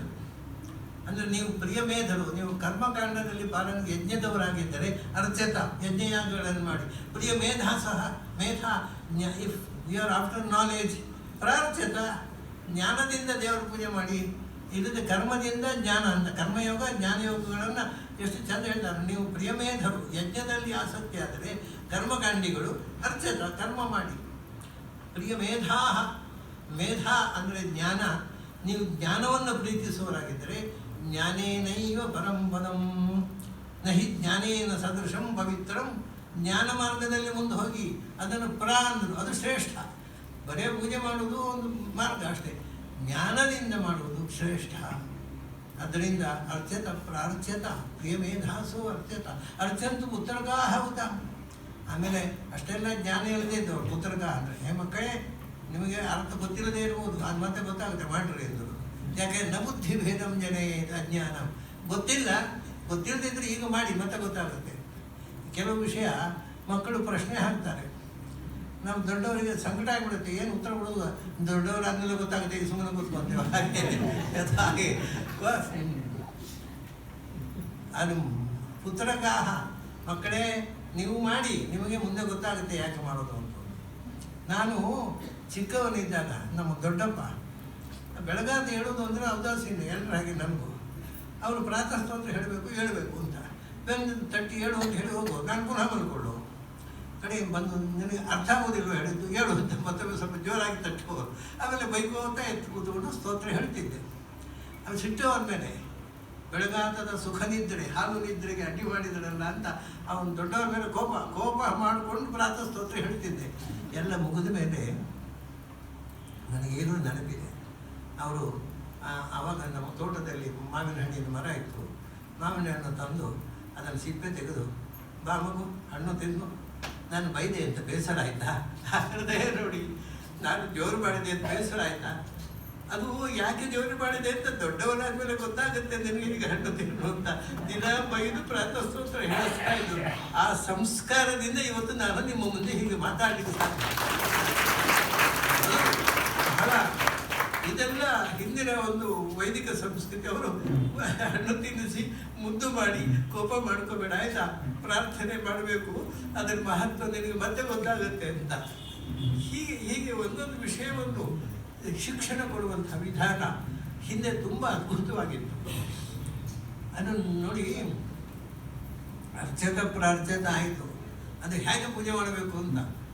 ಅರ್ಚಂತ ಪುತ್ರಕಾಹುತ, ಚಿಕ್ಕವರು ಹುಡುಗರು ತಿಳಿಗೇಡಿಗಳು ಅರ್ಥ ಗೊತ್ತಿಲ್ಲದೆ ಅವರು ಪೂಜೆ ಮಾಡ್ರಿ. ಆದರೆ ಒಂದು ವಿಷಯ ಗೊತ್ತಿರಲಿ, ಪುರಂನ ವಿಷ್ಣು ಅರ್ಚಕ ಪೂಜೆ ಮಾಡುವುದು ಅಂದರೆ ಪುರ ಅಂತಂದರೆ ದೇಹ. ಪುರ ದೇಹ ಅಂದರೆ ಈಗ ನಾವು ನಮಸ್ಕಾರ ಮಾಡ್ತೇವೆ, ನಾವು ಈಗ ನಮ್ಮ ದೊಡ್ಡವರಿಗೆ ನಮಸ್ಕಾರ ಮಾಡ್ತೇವೆ. ಅದು ಶರೀರಕ್ಕೆ ಪೂಜೆ ಮಾಡೋದಲ್ಲ, ಅದರೊಳಗಿರ್ತಕ್ಕಂಥ ಜ್ಞಾನಶಕ್ತಿಗಲ್ವಾ, ಬರೀ ದೇಹಕ್ಕಲ್ಲ. ಮತ್ತು ಅದರೊಳಗಿರ್ತಕ್ಕಂಥ ದೃಶ್ಯ ಪ್ರಾಗಲ್ಭ್ಯ ಅಂತ, ಅದರೊಳಗೆ ಒಂದು ಜ್ಞಾನದಿಂದ ಪ್ರಗಲ್ಭವಾದ ಒಂದು ಶಕ್ತಿ ಇದೆಯಲ್ಲ, ಅದಕ್ಕೆ ಪೂಜೆ ಮಾಡಿ. ನೀವು ಯಾರಿಗಾದ್ರೂ ಎಲ್ಲರಿಗೂ ನೀವು ಕೈ ಮುಗಿದು ನಮಸ್ಕಾರ ಮಾಡುವಾಗ ನಾವು ನಮಸ್ಕಾರ ಮಾಡೋದು ನಮ್ಮ ಎದುರಿರ್ತಕ್ಕಂಥ ದೇಹಕ್ಕೆ ಅಲ್ಲ, ಆ ದೇಹದ ಒಳಗಿರ್ತಕ್ಕಂಥ ಜ್ಞಾನಕ್ಕೆ. ಹಾಗೆ ಇಲ್ಲಿಯೂ ಕೂಡ ನೀವು ಪೂಜೆ ಮಾಡೋದು ಪ್ರತಿಮೆಗಲ್ಲ, ಅದು ಮಣ್ಣಿನ ಪ್ರತಿಮೆ ಇರುವ ಪಂಚಲ ಹೊತ್ತು ಆ ಪ್ರತಿಮೆಯ ಒಳಗಿರತಕ್ಕ ದೇವತಾ ಸನ್ನಿಧಾನಕ್ಕೆ. ಇಷ್ಟು ವಿಷಯ ಮಂತ್ರ ಹೇಳುತ್ತೆ. ಪುರಂನ ವಿಷ್ಣು ಅರ್ಚತ, ಪುರಂನಾರ್ಚತ, ಪ್ರತಿಮೆಯನ್ನು ಪೂಜೆ ಮಾಡಬೇಡಿ. ಈಗ ತಮಾಷೆ ಏನಾಯಿತು ಅಂದರೆ, ಈ ಮುಸಲ್ಮಾನರಿಗೆ ಅವರಿಗೆ ಪ್ರತಿಮಾ ಪೂಜೆ ನಿಷಿದ್ಧ. ಅವರು ಹೇಳ್ತಾರೆ ಇಂಡಿಯನ್ಸ್ ಪ್ರತಿಮಾ ಪೂಜೆ ಮಾಡ್ತಾರೆ. ಅದಕ್ಕೆ ಅವರು ಕುರಾನ್ದಲ್ಲಿ ಒಂದು ಮಾತೇ ಇದೆ, ಅದು those for idolaters will go to hell ಅಂತ. ಯಾರು ಪ್ರತಿಮಾ ಪೂಜೆ ಮಾಡ್ತಾರೆ, ಐಡಲಟರ್ಸ್ ವಿಲ್ ಗೋ ಟು ಹೆಲ್. ಹೌದಾ? ಒಂದು ಸರ್ತಿ ಮುಸಲ್ಮಾನರು ಒಂದು ಸಭೆಗೆ ನನ್ನನ್ನು ಕರೆದಿದ್ದರು. ನನ್ನ ದಾಡಿ ನೋಡಿ ನಾನು ಮುಸಲ್ಮಾನ್ ತಿಳ್ಕೊಂಡಿದ್ದೆ. ನಾನು ಹೋಗಿ ಹೇಳಿದೆ, ನಾನು ಏನು ಅಂದರೆ idolaters let them go to hell ಅಂದೆ. ನೀವೇನು ಹೇಳೋದು? Idolaters will go to hell ಅಂತ. I also agree, let all the idolaters will go to hell. ಅವರಿಗೆ ಎಲ್ಲ ಇಲ್ಲಿ ದೇವಸ್ಥಾನಕ್ಕೆ ಹೋಗಿ ನಮಸ್ಕಾರ ಮಾಡ್ತಾರೆ, ಇಲ್ಲಿ ಒಂದು ಹೀಗೆ ಭಾಷಣ ಮಾಡ್ತಾರೆ, ಏನು ಕತೆ ಇದು? ಅದು ಕೇಳಿದೆ. ನೋಡಿ, ವಿ ಆರ್ ನಾಟ್ ಐಡಲಟರ್ಸ್. ಭಾಳ ಜನ ಗೊತ್ತಿಲ್ಲ ಇದು. We are not idolaters. What is idolatry? To worship idol as God. We don't worship the idol as God, but we see God in the idol. ಅದರಲ್ಲಿ ದೇವರನ್ನು ಕಾಣೋದು ಹೊರತು ನಾವು ಆ ಪ್ರತಿಮೆಯನ್ನೇ ದೇವರು ಅಂತ ಪೂಜೆ ಮಾಡೋದೇ ಇಲ್ಲ. ಆದರೆ we are not idolaters. So ನೀವೇನು idolaters will go to hell ಹೇಳ್ತಾರೆ, let them all go to hell. ಅವರಿಗೆಲ್ಲ ಆಶ್ಚರ್ಯ, ಗೊತ್ತೇ ಇಲ್ಲ ಈ ವಿಷಯ. ಇದೆಲ್ಲ ನಮ್ಮ ಶಾಸ್ತ್ರ ತಿಳ್ಕೊಂಡ್ರೆ ನಾವು ಈ ದೇವಸ್ಥಾನ, ನಮ್ಮಲ್ಲಿ ಬಹಳ ಒಂದು ವಿಷಯ ಏನು ಅಂದರೆ, ನಾನು ಈ ದೇವಸ್ಥಾನಗಳಿಗೆಲ್ಲ ಹೋಗ್ತೇವೆ. ಎಲ್ಲ ಹೋಗ್ತೇವೆ ದೇವರನ್ನು ನೋಡಲಿಕ್ಕೆ. ದೇವರನ್ನು ನೋಡಲಿಕ್ಕೆ ಅಂತ ನಾವು ಪ್ರತಿಮೆ ನೋಡಲಿಕ್ಕೆ ಹೋಗೋದು ಇರಲಿ. ಪ್ರತಿಮೆಯಲ್ಲಿರೋ ದೇವರು ಅದು ಅಲ್ಲಿ ಹೋಗಿ ದೇವರಿಗೆ ಖುಷಿಯಾಗೋದು ಯಾವ ಗೊತ್ತುಂಟು ಅವರಿಗೆ? ಇವತ್ತು ದೇವರಿಗೆ ಚಿನ್ನದ ಅಲಂಕಾರ, ಇವತ್ತು ದೇವರಿಗೆ ವಜ್ರ ಅಲಂಕಾರ, ಅದು ಚೆಂದ ಇರಬೇಕು ಅಷ್ಟೇ. ದೇವರಿಗೆ ನೀವು ಚಿನ್ನದಿಂದ ಮುಚ್ಚಿದರೆ, ವಜ್ರದಿಂದ ಮುಚ್ಚಿದರೆ ಅದು ಖುಷಿ. ದೇವರನ್ನು ನೋಡುವುದು ಅಪೇಕ್ಷೆ ಯಾರಿಗೂ ಇಲ್ಲ. ನಾವು ಅದಕ್ಕೆ ಹಿರಣ್ಮಯೇನ ಪಾತ್ರೇಣ ಸತ್ಯಸ್ಯಾಪಿ ಹಿತಂ ಮುಖಂ ತತ್ವಂ ಭೂಷನ್ ಅಪಾವರಣು. ಅದು ಸತ್ಯಧರ್ಮಾಯ ದೃಷ್ಟಯೇ ಹಿರಣ್ಮಯೇನ ಪಾತ್ರೇಣ ಸತ್ಯಸ್ಯಾಪಿ ಹಿತಂ ಮುಖಂ. ಏನು ಚಂದದ ಮಾತು! ಬಂಗಾರದ ತಳಿಗೆಯಿಂದ ಸತ್ಯದ ಮೋರೆಯನ್ನು ಮುಚ್ಚಲಾಗಿದೆ. ನಮಗೇನಾಯಿತು ಅಂದರೆ, ಬಂಗಾರದ ತಳಿಗೆ ತೆಗೆದರೆ ಒಳಗೆ ಸತ್ಯ ಇದೆ, ಆದರೆ ಅಯ್ಯೋ ಬಂಗಾರ ತಳಿಗೆ ಅದೇ ಇಲ್ಲ, ಸತ್ಯ ಬೇಡ ಅಂತ ಬಿಟ್ಟುಬಿಟ್ಟೆವು. ನಮಗೆ ಬಂಗಾರದ ತಳಿಗೆ ಆಕರ್ಷಣೆ ಇದೆ, ಅದರ ಒಳಗಿರೋ ಸತ್ಯ ಬೇಡ ಆಗೋಯ್ತು. ಈ ಎಷ್ಟು ಎಚ್ಚರ ಕೊಡುತ್ತೆ ವೇದ, ಬಹಳ ಅದ್ಭುತ. ಅದ್ಭಗೋ ನ ಕುಮಾರಕೋ ಅಧಿತಿಷ್ಠನ್ನವಂ ರಥಂ ಸಪಕ್ಷನ್ ಮಹಿಷಂ ಮೃಗಂ. ಇದು ಕೂಡ ಇದು 8ನೇ ಮಂಡಲದಲ್ಲಿ ಬರುವಂಥ ಮಂತ್ರ. ಸಪಕ್ಷತ್ ಮಹಿಷಂ ಮೃಗಂ ಪಿತ್ರೇ ಮಾತ್ರೇ ವಿಭುಕೃತಂ. ಇದು ಸಂಸ್ಕೃತ ಓದಿದವ್ರಿಗೆ ಪಕ್ಕ ಅರ್ಥ ಆಗೋದಿಲ್ಲ, ಯಾಕೆಂದರೆ ಅದೆಲ್ಲ ವಿಭಕ್ತಿ ಬೇರೆ ಇರುತ್ತೆ, ಧಾತು ಲಕಾರಗಳು ಬೇರೆ ಇರುತ್ತೆ. ಅದನ್ನು ಈ ಸಿದ್ಧಾಂತ ಕೌಮುದಿ ಪಾಣಿನಿ ವ್ಯಾಕರಣ ಓದಿ ಸಂಸ್ಕೃತ ಕಲಿತಾರಲ್ಲ, ಅವ್ರಿಗೆ ಬೇರೆ ಅರ್ಥವೇ ಆಗೋದಿಲ್ಲ. ಇದು ನೋಡಿ ಅವ್ರು ಹೇಳ್ತಾರೆ ಅರ್ಭಕೋನ. ಅರ್ಭಕೋನ ಅಂದರೆ ಮಗುವಿನಂತೆ ಭಗವಂತ ಅಧಿತಿಷ್ಠದ ನವಮೃತ. ಒಂದು ದೇಹದಲ್ಲಿ ಇರ್ತಾನೆ, ಆ ವ್ಯಕ್ತಿ ಆಯುಸ್ಸು ಮುಗಿಯಿತು, ಆವಾಗ ಕುಮಾರಕ ಆ ಕುತ್ಸಿತವಾದ ದೇಹವನ್ನು ನಾಶ ಮಾಡುತ್ತಾನೆ. ಅರ್ಭಕೋನ ಕುಮಾರಕ ಮಗುವಿನಂತೆ ಆ ಜೀವದ ಜೊತೆಗೆ ಅಧಿತಿಷ್ಠದ ನಮ್ಮ ಮತ್ತೊಂದು ಹೊಸ ರಥವನ್ನು ಇರುತ್ತಾನೆ, ಹೊಸ ದೇಹಕ್ಕೆ ಪ್ರವೇಶ ಮಾಡ್ತಾನೆ, ಹೊಸ ಮಗುವಾಗಿ ಹುಟ್ಟಿ ಬರ್ತಾನೆ. ಇದೆಲ್ಲ ಎಷ್ಟು ಅದನ್ನು ರೂಪಕ. ಅರ್ಭಕೋನ ಮಗುವಿನಂತೆ, ಆದರೆ ಅರ್ಭಕೋನ ಮಗು ಅಲ್ಲ ಅವನು. ಆದರೂ ಮಗುವಿನಂತೆ ಈ ಜೀವವನ್ನು ಹೊತ್ತುಕೊಂಡು ಈ ಹಳೆಯ ದೇಹವನ್ನು ಕುತ್ಸಿತ ಮಾರೈತಿ ಹಳೆಯ ದೇಹವನ್ನು ನಾಶ ಮಾಡಿ ಅಧ್ಯತಿಷ್ಠದ ನವಮೃತಂ ಹೊಸ ರಥ ಅಂದರೆ ಹೊಸ ದೇಹದಲ್ಲಿ ಪ್ರವೇಶ ಮಾಡ್ತಾನೆ ಆ ಮಗುವಿನ ಜೊತೆಗೆ. ಅದನ್ನೇ ಮುಂದೆ ಹೇಳ್ತಾರೆ. ಆದರೆ ಈ ಜೀವದ ಕೊನೆಯ ಜೀವ ಅಂದರೆ ಆದಿಜೀವ, ಕೊನೆಯ ಜೀವ ಅಂದರೆ ಚತುರ್ಮುಖ, ಅವನ ಹಿರಣ್ಯಗರ್ಭ ಆದಿಜೀವ ಅಂತೆಲ್ಲ ಹೇಳ್ತಾರೆ. ಅವನು ಹೇಗೆ ಅಂದರೆ ಅವನು ಸಪಕ್ಷತೆ. ನೀವು ಯಾವ ಧಾತುಕೋಶದ ನೋಡಿದ್ರು ಇದು ಯಾವುದೋ ಧಾತುನ ಯಾವ ಲಕಾರ ಅಂತೋ ಇಲ್ಲ, ಇದು ವೇದದ ಲಕಾರ ಅಷ್ಟೇ, ವೇದದ ಲಕಾರ. ಸಪಕ್ಷತು ಅಂದರೆ ಅವನನ್ನು ಪಚಧಾತು ಅದು ಪರಿಪಕ್ವನನ್ನಾಗಿ ಮಾಡಿದ ಅಂತ. ಭಗವಂತ ಚತುರ್ಮುಖನನ್ನು ಪರಿಪೂರ್ಣವಾದ ಜ್ಞಾನಪೂರ್ಣನನ್ನಾಗಿ ಮಾಡಿದ ಜೀವರಲ್ಲಿ. ಯಾಕೆಂದರೆ ಅವನು ಮಹಿಷಂ ಮೃಗಂ. ಮಹಿಷ ಅಂದರೆ ಮಹಾನ್ ಅಂತ ಅರ್ಥ. ಅವನು ಎಲ್ಲ ಜೀವರಿಗಿಂತ ದೊಡ್ಡ ಜೀವ. ಮತ್ತು ಮೃಗಂ ಭಗವಂತನನ್ನು ಅನ್ವೇಷಣೆ ಮಾಡ್ತಾ ಇರುವ ಭಗವಂತ ಹುಡುಕಿದ, ಭಗವಂತ ಅವನಿಗೆ ಜ್ಞಾನ ಕೊಟ್ಟ.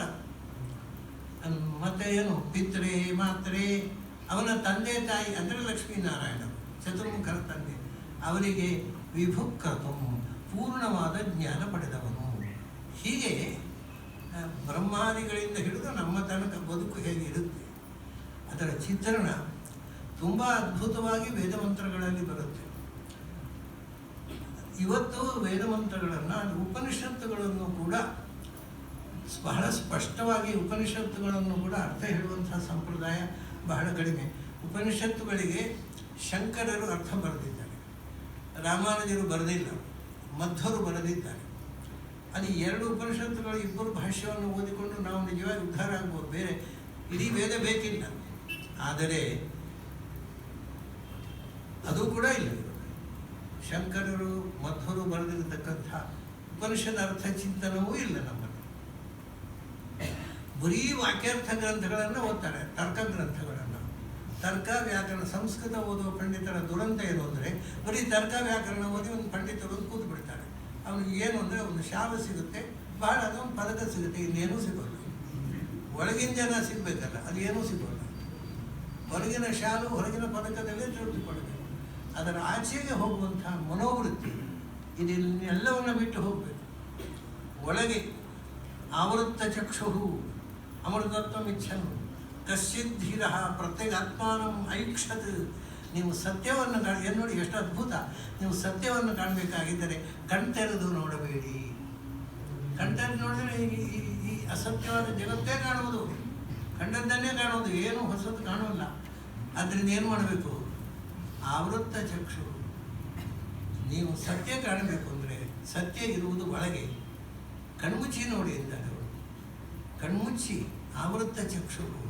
ಅದಕ್ಕೆ ಕಣ್ಮುಚ್ಚಿ ನೋಡಿದ ಯಾಕೆಂದರೆ ಒಳಗಣ್ಣು ತೆರಿಬೇಕಲ್ಲ. ಒಳಗಣ್ಣು ತೆರಿಬೇಕಾಗಿದ್ದರೆ ಸ್ವಿಚ್ ಯಾವುದಂದರೆ ಹೊರಗಣ್ಣು ಮುಚ್ಚಿದರೆ ಒಳಗಣ್ಣು ತರ್ಕೊಡುತ್ತೆ ತನ್ನಷ್ಟಕ್ಕೆ. ಇದನ್ನು ಆಫ್ ಮಾಡಿದರೆ ಅದು ಆಟೋಮೆಟಿಕಲಿ ಆಫ್ ಆಗುತ್ತೆ. ಒಳಗಣ್ಣು ಅಂದರೆ ಒಳಗಣ್ಣು ಕೂಡ ಒಂದೇ ಅಲ್ಲ, ಇದು ಹೊರಗಣ್ಣು. ಇದರಿಂದ ಯಾವತ್ತೂ ಸತ್ಯ ಗೊತ್ತಾಗೋಲ್ಲ. ಅದರ ಒಳಗೋಗಿ ಕಣ್ಣು ಮುಚ್ಚಿದರೆ ಒಂದು ಕಾಣುತ್ತೆ, ಹೊಳೆಗಣ್ಣು ಅಂತ ಹೆಸರೋದಕ್ಕೆ. ಅಂದರೆ ಇಲ್ಲದ್ದು ಹೊಳೆಯಲಿಕ್ಕೆ ಶುರುವಾಗುತ್ತೆ. ಈ ಕವಿಗಳಿಗೆಲ್ಲ ಮುಖ ನೋಡಿದಾಗ ಕಮಲದ ಹಾಗೆ ಕಾಣೋದು, ಮೂಗು ನೋಡಿದಾಗ ಸಂಪಿಗೆ ಹಾಗೆ ಕಾಣೋದು, ಹಲ್ಲು ನೋಡಿದಾಗ ದಾಳಿಂಬೆ ಕಾಣುತ್ತಲ್ಲ, ಅದು ಹೊಳೆಗಣ್ಣು, ಅದು ಡೋಂಗಿ. ಅದು ಅದರಿಂದ ಒಳಗಿನ ಕಣ್ಣು ತೆರೆದರೂ ಬಹಳ ಅಂದರೆ ಕವಿಗಳಾಗ್ಬೋದು. ಕವಿಗಳು ಅಂದರೆ ಏನು ಅಂದರೆ ಇದ್ದದ್ದನ್ನೇ ಸುಳ್ಳು ಹೇಳುವವರು ಕವಿಗಳು. ಅವರಿಗೆ ಮುಖದಂತೆ ಕಾಣುವುದಿಲ್ಲ, ಚಂದ್ರನ ಕಾಣಬೇಕು. ಶರತ್ಚಂದ್ರರು ಅವರ ಕಾದಂಬರಿಯನ್ನು ಒಂದು ಮಾತು ಹೇಳ್ತಾರೆ, ನಾನು ಕವಿಯಲ್ಲ, ಆದ್ದರಿಂದ ಹೆಣ್ಣಿನ ಜಡೆ ಕಂಡಾಗ ನಾಗರ ಹಾವಿನ ಹಾಗೆ ಕಾಣೋಲ್ಲ, ನನಗೆ ಅದು ಜಡೆ ಹಾಗೆ ಕಾಣುತ್ತೆ ಅಂತ ಹೇಳ್ತಾರೆ. ಅದು ನಿಜವಾಗಿ ಕವಿಗಳು ಒಂದನ್ನು ಇನ್ನೊಂದಾಗಿ ಕಾಣುವುದು, ಅದು ಇನ್ನೊಂದು ಬರಬೇಕು. ಅದು ಹೊಳೆಗಣ್ಣಿಗಿಂತಲೂ ಒಳಗೆ ಹೋಗಬೇಕು. ಅದು ಮೆಂಟಲ್. ಇದನ್ನು ಅರವಿಂದ ಅವರು ಹೇಳ್ತಾರೆ, ಎಕ್ಸ್ಟರ್ನಲ್ ಐ, ಆಮೇಲೆ ಇಂಟರ್ನಲ್ನಲ್ಲಿ ಒಂದು ಮೆಂಟಲ್ ಐ, ಆಮೇಲೆ ಇಂಟೆಲೆಕ್ಚುವಲ್ ಐ. ಅದು ಬೌದ್ಧಿಕವಾದ ಕಣ್ಣಿನಿಂದ ಒಳಗಿನಿಂದ ನೋಡಬೇಕು, ಆವಾಗ ಕಾಣುವುದೇ ಬೇರೆ. ಆ ಬೌದ್ಧಿಕವಾದ ಕಣ್ಣಿನಿಂದ ಆ ವಸ್ತು ಸತ್ಯ ಕಾಣುತ್ತೆ, ಅಲ್ಲಿ ಪೂರ ಕಾಣೋಲ್ಲ. ಅಲ್ಲಿ ನಿಮಗೆ ಆತ್ಮದ ಅರಿವು ಬರುತ್ತೆ. ಆಮೇಲೆ ಪರಮಾತ್ಮನ ಅರಿವು ಬರಬೇಕಾಗಿದ್ದರೆ ಇಂಟೆಲೆಕ್ಟ್ ಸಾಕಾಗಲ್ಲ, ಅದಕ್ಕೆ ಇಂಟ್ಯೂಷನಲ್ ಐ ಬೇಕು, ಸ್ಫುರಣ. ವೇದಗಳು ಸ್ಫುರಣ ಆಯಿತು ಅಂತ ಹೇಳ್ತಾರಲ್ಲ, ಅಪೌರುಷಯ ಅಲ್ಲ. ಸ್ಫುರಣ ಆಗೋದು ಅಂದರೆ ಅದೇ, ನಾವು ಕಷ್ಟಪಟ್ಟು ಬರೆದರೆ ಅದು ಇಂಟೆಲೆಕ್ಚುವಲ್ ಕಂಪೋಸಿಷನ್.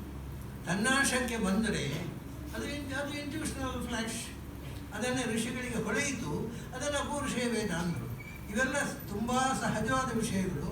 ಆದರೆ ಇವತ್ತು ಯಾರಿಗೂ ಇದರ ಬಗ್ಗೆ ಚಿಂತನೆ ಇಲ್ಲ. ಹಿಂದಿನೆಯವರು ಬುದ್ಧಿ ಇಲ್ಲದೆ ಅಪೌರುಷಯ ಅಂತ ಹೇಳಿದರು. ಅಪೌರುಷಯ ಇಲ್ಲಿ ಸಾಧ್ಯವೇ ಇಲ್ಲ. ನಿಮಗೆ ಇಂಟ್ಯೂಷನ್ ಇದೆಯೋ ಈ ಮಾತು ಆಡಲಿಕ್ಕೆ ಸಾಧ್ಯ ಇಲ್ಲ. ಇಂಟ್ಯೂಷನ್ ಅನ್ನೋದೇ ತನ್ನಷ್ಟಕ್ಕೆ ಅದು ಹೊರ ಬರುತ್ತೆ. ನೀವು ಪ್ರಯತ್ನ ಇಲ್ಲದೆ ಒಂದು ಪದ್ಯ ಬರುತ್ತೆ, ಅದು ಇಂಟ್ಯೂಷನಲ್ ಫ್ಲ್ಯಾಶ್. ಆದರೆ ನೀವು ಕಷ್ಟಪಟ್ಟು ಇಂಟೆಲೆಕ್ಚುವಲ್ ಕಂಪೋಸಿಷನ್, ಅದು ನಿಮ್ಮ ಸ್ವಂತ ಕಲೆ. ತನ್ನಷ್ಟಕ್ಕೆ ಹೊಡೆದರೆ ದಟ್ ಈಸ್ ಇಂಟ್ಯೂಷನಲ್ ಫ್ಲ್ಯಾಶ್. ಎಲ್ಲ ವೇದಗಳನ್ನು ಋಷಿಗಳು ಕಣ್ಮುಚ್ಚಿ ಕೂತಾಗ ಹೊಡೆದದ್ದು, ಅದು ಕಷ್ಟಪಟ್ಟು ಬರೆದದ್ದಲ್ಲ. ಇಷ್ಟೆಲ್ಲ ಸಿಂಪಲ್ ವಿಷಯಗಳಿದೆ. ಅಪೌರುಷಯ ಅನ್ನೋದು ಬಹಳ ಸಹಜವಾದಂಥ ವಿಷಯ. ಆದರೆ ಗೊತ್ತಿಲ್ಲ, ನಮ್ಮ ಜನರಿಗೆ ಇದು ಯಾವುದೂ ಗೊತ್ತಿಲ್ಲ. ಅಧ್ಯಾತ್ಮದ ಬಗ್ಗೆ ಯಾವ ಎಚ್ಚರವೂ ಇಲ್ಲ. ಆ್ಯಕ್ಚುಲಿ ಎಲ್ಲಿ ತನಕ ಆಗಿದೆ ಅಂದರೆ, ನಾನು ತುಂಬ ಕಡೆ ನೋಡಿದೆ, ಹುಡುಗರಿಗೆ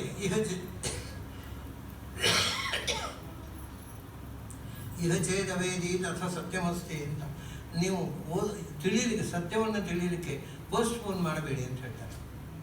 ಯಾಕೆಂದರೆ ಯಾವಾಗ ಎಷ್ಟು ದಿವಸ ಬದುಕ್ತೇವೆ ಗೊತ್ತಿಲ್ಲ. ನಾವು ನಾಳೆ ನೋಡೋಣ, ಮುಂದೆ ನೋಡೋಣ, ಇವತ್ತೇ ಇವತ್ತು ಈಗಿಂದೀಗ ಸತ್ಯವನ್ನು ತಿಳಿಯಲಿಕ್ಕೆ ಪ್ರಯತ್ನ ಮಾಡುವಂಥ ಇಹಚೇದವೇದಿ ನಚೇದಿಹಾವೇದಿ ಮಹತೀ ವಿನಷ್ಟಿ, ದೊಡ್ಡ ನಷ್ಟ ಅದು ಅಂತ ನಮ್ಮಲ್ಲಿ ಹೇಳ್ತಾರೆ.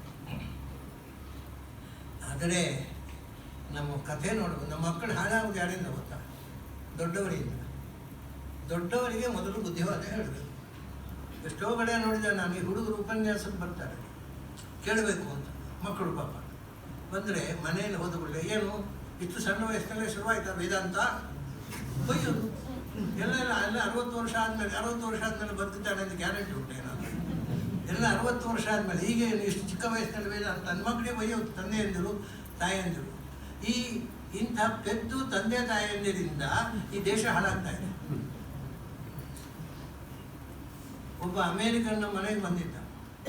ಅವನದು ಕಥೆ ಏನು ಅಂದರೆ, ಅಮೇರಿಕದಲ್ಲಿ ಅಂತಲ್ಲ, ಕ್ರಿಶ್ಚಿಯಾನಿಟಿಯಲ್ಲಿ ಈಗ ಹಿಂದೆ ಇರಲಿಲ್ಲ, ಈಗ ಹೊಸದಾಗಿ ಒಬ್ಬನಿಗೆ ಒಂದೇ ಜನ್ಮ. ಆ ಜನ್ಮದಲ್ಲಿ ಸಾಧನೆ ಮಾಡಿದರೆ ಜೀಸಸ್ ಕ್ರೈಸ್ತನ್ನು ಸೇರ್ಬೋದು, ಇಲ್ಲದಿದ್ದರೆ ಇಲ್ಲ, ಇಟರ್ನಲ್ ಹೆಲ್ಲು. ಸೀದಾ ಬಂದಿದ್ದಾನೆ. ನನಗೆ ಅಂದರೆ, ನನಗೆ ಈ ಜನ್ಮದಲ್ಲಿ ಸಾಧನೆ ಮಾಡಲಿಲ್ಲ, ನಾನು ಇನ್ನೊಂದು ಜನ್ಮ ಇಲ್ಲ, ವಾಟ್ ಈಸ್ ಮೈ ಫೇಟ್? ನನ್ನ ಗತಿ ಏನು ಅಂತ, ನನಗೇನಾದರೂ ಒಂದು ನನ್ನ ಭವಿಷ್ಯ ಏನು ಅಂತ ಕಂಗಾಲಾಗಿ ಬಂದಿದ್ದ. ನಾನು ಹೇಳಿದೆ, ನಿನ್ನಂಥವರಿಗೆ ಭರವಸೆ ಕೊಡಲಿಕ್ಕೋಸ್ಕರವೇ ಈ ದೇಶ ಇರೋದು.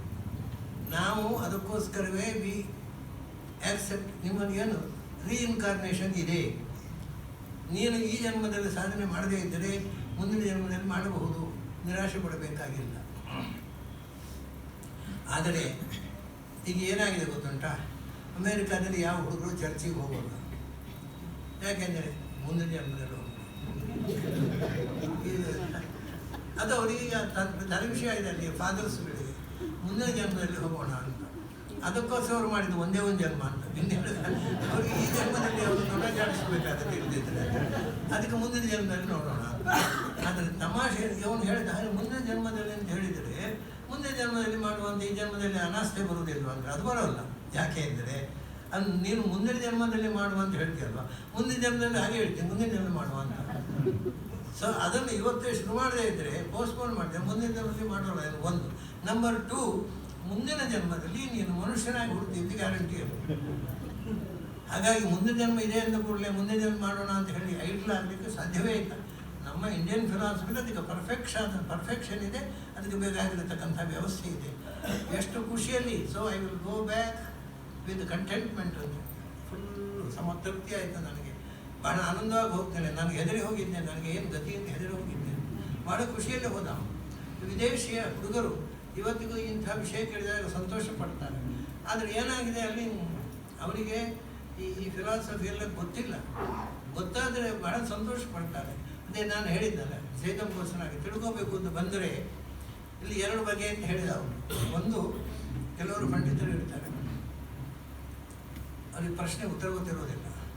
ಅದು ಗೊತ್ತಿರೋದಿಲ್ಲ ಅಂತ ಹೇಳಿದ್ರೆ ಸುಮಾರಲ್ವ. ಅದಕ್ಕೆ ಪ್ರಶ್ನೆ ಹೇಳಿದಾಗ ನೀನು ಮ್ಲೇಚ್ಛ, ನನಗೆ ಹೇಳಲಿಕ್ಕೆ ಆಗೋದಿಲ್ಲ. ಇವ್ರಿಗೆ ಗೊತ್ತಿಲ್ಲ, ಅದಕ್ಕೆ ಅವನು ಹೇಳಿ ನೀನು ಮ್ಲೇಚ್ಛ, ನೀನು ಅಯೋಗ್ಯ, ನನಗೆ ಹೇಳಲಿಕ್ಕೆ ಆಗೋದಿಲ್ಲ.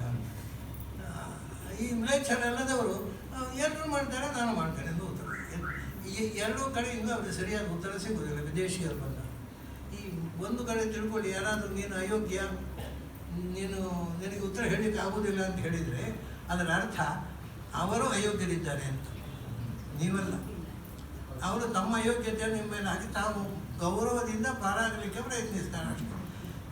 ಹೀಗೆ ನಮ್ಮಲ್ಲಿ ಎಷ್ಟೋ ತೊಂದರೆ ಆದದ್ದು, ಬಹಳಷ್ಟು ತೊಂದರೆ ಆದದ್ದು ವೇದಾಂತದಿಂದ ಅಲ್ಲ. ವೇದಾಂತವನ್ನು ತಪ್ಪಾಗಿ ಅರ್ಥ ಮಾಡಿಕೊಂಡು ಮಡಿವಂತರಿಂದ, ಮಡಿವಂತಿಕೆಯಿಂದ ಭಾರಿ ಅನ್ಯಾಯ ಆಗಬೇಕು. ಏನು ವಿದೇಶಕ್ಕೆ ಹೋದರೆ ನಿಮಗೆ ಮತ್ತೆ ಇಲ್ಲಿ ಬಹಿಷ್ಕಾರ ಮಡಿ ಇದೆಲ್ಲ ಬಂದದ್ರಿಂದ ಇದರಲ್ಲಿ ವಿದೇಶಿಯರು ಇವತ್ತಿಗೆ ಭಾರತೀಯ ವೇದಾಂತವನ್ನು ಚೆನ್ನಾಗಿ ಅಧ್ಯಯನ ಮಾಡ್ತಿದ್ರು. ರವೀಂದ್ರನಾಥ್ ಟ್ಯಾಗೋರಿಗೆ ಮತ್ತು ಐನ್ಸ್ಟೈನಿಗೆ ಭೇಟಿಯಾದದ್ದು ಒಂದು ಪುಸ್ತಕ ಇದೆ ನನ್ನ ಹತ್ರ. ಐನ್ಸ್ಟೈನ್ ಮನೆಯಲ್ಲಿ ಟ್ಯಾಗೋರ್ ಮಾತಾಡಲಿಕ್ಕೆ ಹೋದವರು ಅಮೇರಿಕಾದಲ್ಲಿ. ಅವನು ಟ್ಯಾಗೋರ್ ಹೇಳ್ತಾರೆ, 2 ಯಾವುದು beauty and reality both are dependent on perceiver ಅಂತ. ಅದು ಬ್ಯೂಟಿ ಅನ್ನೋದು ವಸ್ತುವಿನಲ್ಲಿರುವುದಲ್ಲ, ನೋಡೋವರ ಕಣ್ಣಿನಲ್ಲಿರೋದು. ಅದು ಬ್ಯೂಟಿ ಆಲ್ಸೋ ಡಿಪೆಂಡೆಂಟ್. ಹಾಗೆ ರಿಯಾಲಿಟಿ, ನಿಮಗೆ ಸತ್ಯ ಅಂತ ನೀವು ಭಾವಿಸಿದರೆ ಸತ್ಯ, ಇಲ್ಲ ಅಂತಂದರೆ ಇಲ್ಲ. ಅದು beauty and reality both are dependent on the perceiver. But ಆ ವಸ್ತುತಃ ಇಲ್ಲ ಅಂತ. ಬ್ಯೂಟಿ ಅಂತ ಒಂದು ಇಲ್ಲ, ರಿಯಾಲಿಟಿ ಅಂತೂ ಇಲ್ಲ, ವಸ್ತುವಿನಲ್ಲಿ ಇಲ್ಲ, ನಮ್ಮ ಕಲ್ಪನೆ ಅದು ಅಂತ. ಅದಕ್ಕೆ ಟ್ಯಾಗೋರ್ ಹೇಳ್ತಾರೆ, ಅಲ್ಲ ಟ್ಯಾಗೋರ್ ಹೇಳಿದ್ದಕ್ಕೆ ಐನ್ಸ್ಟೈನ್ ಹೇಳ್ತಾರೆ, ಅಲ್ಲಪ್ಪ ಬ್ಯೂಟಿ ಬಗ್ಗೆ ನೀನು ಹೇಳಿದ್ದೆ ನೋಡೋಣ, ಅದು ನೋಡೋವನಿಗೆ ಇಷ್ಟ ಆದರೆ ಚೆಂದ, ಇಲ್ಲದಿದ್ದರೆ ಇಲ್ಲ ಅಷ್ಟೇ. ಆದರೆ ರಿಯಾಲಿಟಿ ಬಗ್ಗೆ ಹಾಗೆ ಹೇಳಲಿಕ್ಕೆ ಬರೋಲ್ಲ. ಅವ್ರು ಹೇಳ್ತಾರೆ, ಇವತ್ತು ಈಗ ನಾವು ಈ ಕೋಣೆಯಲ್ಲಿ ಕೂತು ಮಾತಾಡ್ತಾ ಇದ್ದೇವೆ. ಈ ಕೋಣೆಯಲ್ಲಿ ಇಲ್ಲಿ ಕುರ್ಚಿ ಇದೆ, ಮೇಜ್ ಇದೆ, ಕವಾಟ್ ಇದೆ. ಯಾಕೆಂದರೆ ನೀವೇನು ಹೇಳಿದು ನಾವು ಅದನ್ನು ನೋಡ್ತಾ ಇದ್ದೀವಿ ಆದ್ದರಿಂದ ಅಂತ. ನಾವಿಲ್ಲಿಂದ ಹೋದ ಮೇಲೂ ಇರುತ್ತಲ್ಲಪ್ಪ ಅದು. ನಾವಿಲ್ಲಿಂದ ಹೋದ ಮೇಲೂ ಕೂಡ ಅದೆಲ್ಲ ಇರುತ್ತೆ. ಆದ್ದರಿಂದ reality is not dependent, that is independent. ಹೀಗೆ ಅಂದರೆ ಇದೆಲ್ಲ ಫಿಲಾಸಫಿ ಬಗ್ಗೆ ನಮ್ಮ ದೇಶದಲ್ಲಿ ಇಂಥ ಚರ್ಚೆಗಳು ಬೆಳೆದಿದೆ. ಆದರೆ ವಿದೇಶಿಯರು ಯಾರು ಹೇಳಲೇ ಇಲ್ಲ. ಈ ರೀತಿ ಒಂದು ಚಿಂತನೆಯನ್ನು ವಿದೇಶಕ್ಕೆ ಬಂದರೆ ಬಹಿಷ್ಕಾರ ಮೈಲಿಗೆ ಆಯಿತು. ನಮ್ಮಲ್ಲಿ ಈ ಮಡಿವಂತಿಕೆಯಿಂದ ವೇದಾಂತಕ್ಕೆ ಬಹಳ ಅನ್ಯಾಯ ಆಗಿದೆ. ನಿಮಗೆ ಒಂದು ಉದಾಹರಣೆ ಹೇಳ್ತೇನೆ. ಈ ತುಂಬ ಮಡಿಯವರು ಊಟಕ್ಕೆ ಬಂದರೆ ಬೇರೆ ಪಂಕ್ತಿ ಹಾಕಬೇಕು. ಪಂಕ್ತಿಯಲ್ಲಿ ಕೊಡೋಲ್ಲ ಅವರು, ನಿಮ್ಗೆ ಗೊತ್ತಿರ್ಬೋದು ಸ್ವಲ್ಪ ಆದರೂ. ಅವರಿಗೆಲ್ಲ ಒಳಗೆ ಕೋಡೋಲೆ ಹತ್ತಿರ ಅಡುಗೆ ಕೋಣೆಯಲ್ಲಿ ಇರೋ ಒಂದು ಊಟ ಪಂಕ್ತಿಯಲ್ಲಿ ಕೊಡೋಲ್ಲ ಅವರು. ಯಾಕಂದರೆ ಪಂಕ್ತಿಯಲ್ಲಿ ಕೂತ್ರೆ ಮೈಲಿಗೆ ಆಗುತ್ತೆ ಅಂತ. ಅದರ ಶಾಸ್ತ್ರ ಏನು ಹೇಳುತ್ತೆ ಗೊತ್ತಾ? ಪಂಕ್ತಿ ಪಾವನ ಅಂತ. ನೀವು ನಿಜವಾಗಿ ಮಡಿಯಾಗಿದ್ದರೆ ನೀವು ಕೂತ ಪಂಕ್ತಿಯೆಲ್ಲ ಮಡಿಯಾಗುತ್ತೆ, ಒಳಗೆ ಕೂಡಬೇಡಿ ಅಂತ ಹೇಳ್ತದೆ. ನೀವು ಹೊರಗೆ ಕೂಡಿ ನೀವು ಕೂತದ್ರಿಂದ ಆ ಪಂಕ್ತಿಯನ್ನು ಮಡಿ ಮಾಡಿ ಅಂತ ಹೇಳ್ತದೆ. ನಾವು ಮಡಿಯಿಂದ ಒಳಗೆ ಕೂತ್ಕೊಳ್ಳೋದಲ್ಲ, ಎಲ್ಲರನ್ನೂ ಮಡಿ ಮಾಡಬೇಕಾದ್ರೆ ನೀವು ಆ ಪಂಕ್ತಿಯಲ್ಲಿ ಕೂತು ಊಟ ಮಾಡಬೇಕು ಅಂತ. ವಿದ್ಯಾಭೂಷಣರಿಗೆ ನೆನಪಿರ್ಬೋದು ಒಂದು ಇನ್ಸಿಡೆಂಟು. ಅವರ ಮಗುವಿಗೆ 2 ವರ್ಷವೋ ಏನೋ ಆದಾಗ ಒಂದು ಸತ್ಯನಾರಾಯಣ ಕಥೆ, 1 ವರ್ಷ ಆದಾಗ ಸತ್ಯನಾರಾಯಣ ಕಥೆಯೆಲ್ಲೋ ಮಾಡಿದ್ದರು. ನನ್ನನ್ನು ಕರೆದಿದ್ದರು, ನಾನು ಹೋಗಿದ್ದೆ. ಅವಾಗ ಕೇಳಿದರು, ಅಲ್ಲೆಲ್ಲ ಮಡಿಮಂದಿಯವರೆಲ್ಲ ಇದ್ದರು, ಕೆಲವರೆಲ್ಲ ಈ ಹಾಡುಗಾರರು ಸಿನಿಮಾದವರು ಬಂದಿದ್ದರು, ಅವರ ಕಾಂಟ್ಯಾಕ್ಟ್ ಇದ್ದರು. ವಿದ್ಯಾಭೂಷಣ ಕೇಳಿದರು, ಆಚಾರ್ಯ ನಿಮಗೆ ಎಲ್ಲಿ, ನಾನು ಎಲ್ಲಿ ಹಾಕಿದ್ರು ತಂದಿಲ್ಲ, ನಾನು ಎಲ್ಲಿ ಕೂತ್ಕೊಳ್ತೇನೋ ಆ ಭಕ್ತಿ ಮಡಿಯಾಗುತ್ತೆ ಅಂತ. ನನಗೆ ಬೇರೆ ನನಗೆ ಅಷ್ಟು ಕನ್ವಿಕ್ಷನ್ ಇದೆ, ಯಾಕೆ ನನಗೆ ಮಡಿ ನಡೆಯಲು ಒಂದು ಗೊತ್ತಿದೆ. ಇವತ್ತು ಇಂಥದೇ ಅಧ್ವಾನಗಳು, ಯಾವುದು ಶಾಸ್ತ್ರದ ಒಳಗಿನ ತಿರುಳು ಗೊತ್ತಿಲ್ಲದೆ ಅರ್ಧಂಬರ್ಧ ತಿಳ್ಕೊಂಡು ಜನರನ್ನು ದಾರಿ ತಪ್ಪಿಸುವಂಥ ವೇದಾಂತಿಗಳು, ಅದಕ್ಕೆ ಪೂರಕವಾಗಿ ಅನೇಕ ಮಠಗಳು. ತುಂಬ ತೊಂದರೆ ಆಗ್ತಾ ಇದೆ. ಜ್ಞಾನ ಪ್ರಸಾರಕ್ಕೆ ಅಡ್ಡಿಯಾಗುವಂಥ ಒಂದು ವಾತಾವರಣ ನಿರ್ಮಾಣ ಆಗ್ತಾ ಇದೆ. ನನಗೆ ಇಲ್ಲಿಗೆ ಇವತ್ತು ಬಂದಾಗ ತುಂಬ ಆನಂದ ಆಯಿತು. ಏನು ಅಂದರೆ, ಮೊದಲು ದೇವ್ರ ನಾಮ ಹಾಡಿದರು, ಕನ್ನಡದಲ್ಲಿ ಅನುವಾದ. ಅದು 1 ಗಂಟೆ ದೇವ್ರ ನಾಮ ಕೇಳಿ ಆದಮೇಲೆ ಆಮೇಲೆ ಅಧ್ಯಾತ್ಮದ ಬಗ್ಗೆ ತಿಳ್ಕೊಳ್ಳಬೇಕು ಅನ್ನುವ ಕುತೂಹಲ ಇಟ್ಟುಕೊಂಡು, ಯಾಕೆಂದರೆ ಈಗ ಯಾವುದೋ ಸಿನಿಮಾ ಇರುತ್ತೆ ಇವತ್ತು ಟಿ ವಿಯಲ್ಲಿ, ಅದು ಬಿಟ್ಟು ಇಲ್ಲಿ ಇಷ್ಟು ಜನ ಕೂತ್ಕೊಂಡು ಕೇಳಿದರೆ ನನಗೆ ಅಧ್ಯಾತ್ಮದ ಬಗ್ಗೆ ಅರಿತುಕೋಬೇಕು ಅನ್ನುವಂಥ ಆ ಪ್ರವೃತ್ತಿಯೇ, ತಿಳ್ಕೋಬೇಕು ಅನ್ನುವಂಥ ಪ್ರವೃತ್ತಿಯೇ ಅದು ಮಹಾಫಲಪ್ರದ ಅಂತ ಕೃಷ್ಣ ಗೀತೆಯಲ್ಲಿ ಹೇಳ್ತಾನೆ. ಮತ್ತೆ ಮಾಡೋದು ಬೇರೆ, ಮಾಡಬೇಕು, ನನಗೆ ಇದು ಬೇಕು, ಅದನ್ನು ನಾವು ಇದರಲ್ಲಿ ತೊಡಗಬೇಕು ಅಂತ. ಅದೇ ಒಂದು ದೊಡ್ಡ ಕ್ವಾಲಿಟಿ. ಅಂಥ ಕ್ವಾಲಿಟಿಯನ್ನು ನಾನು ಇವತ್ತು ನಿಮ್ಮಲ್ಲಿ ಕಂಡೆ. ತುಂಬ ಸಂತೋಷ ಆಯಿತು. ಈ ರೀತಿಯ ಒಂದು ಚಿಂತನೆ, ಹಾಡುಗಾರಿಕೆಯ ಮೂಲಕ ಭಗವಂತನ ಆರಾಧನೆ, ವಿಚಾರ ಮಂಥನದ ಮೂಲಕ ವೇದಾರ್ಥ ಚಿಂತನ ಅದು ನಿರಂತರ ನಡೆಯಲಿ ಅಂತ ಹಾರೈಸ್ತಾ, ನಿಮಗೆಲ್ಲರಿಗೂ ಶುಭಾಶಯ ಸಲ್ಲಿಸ್ತಾ ನನ್ನ ಮಾತನ್ನು ಮುಗಿಸ್ತಾ ಇದ್ದೇನೆ.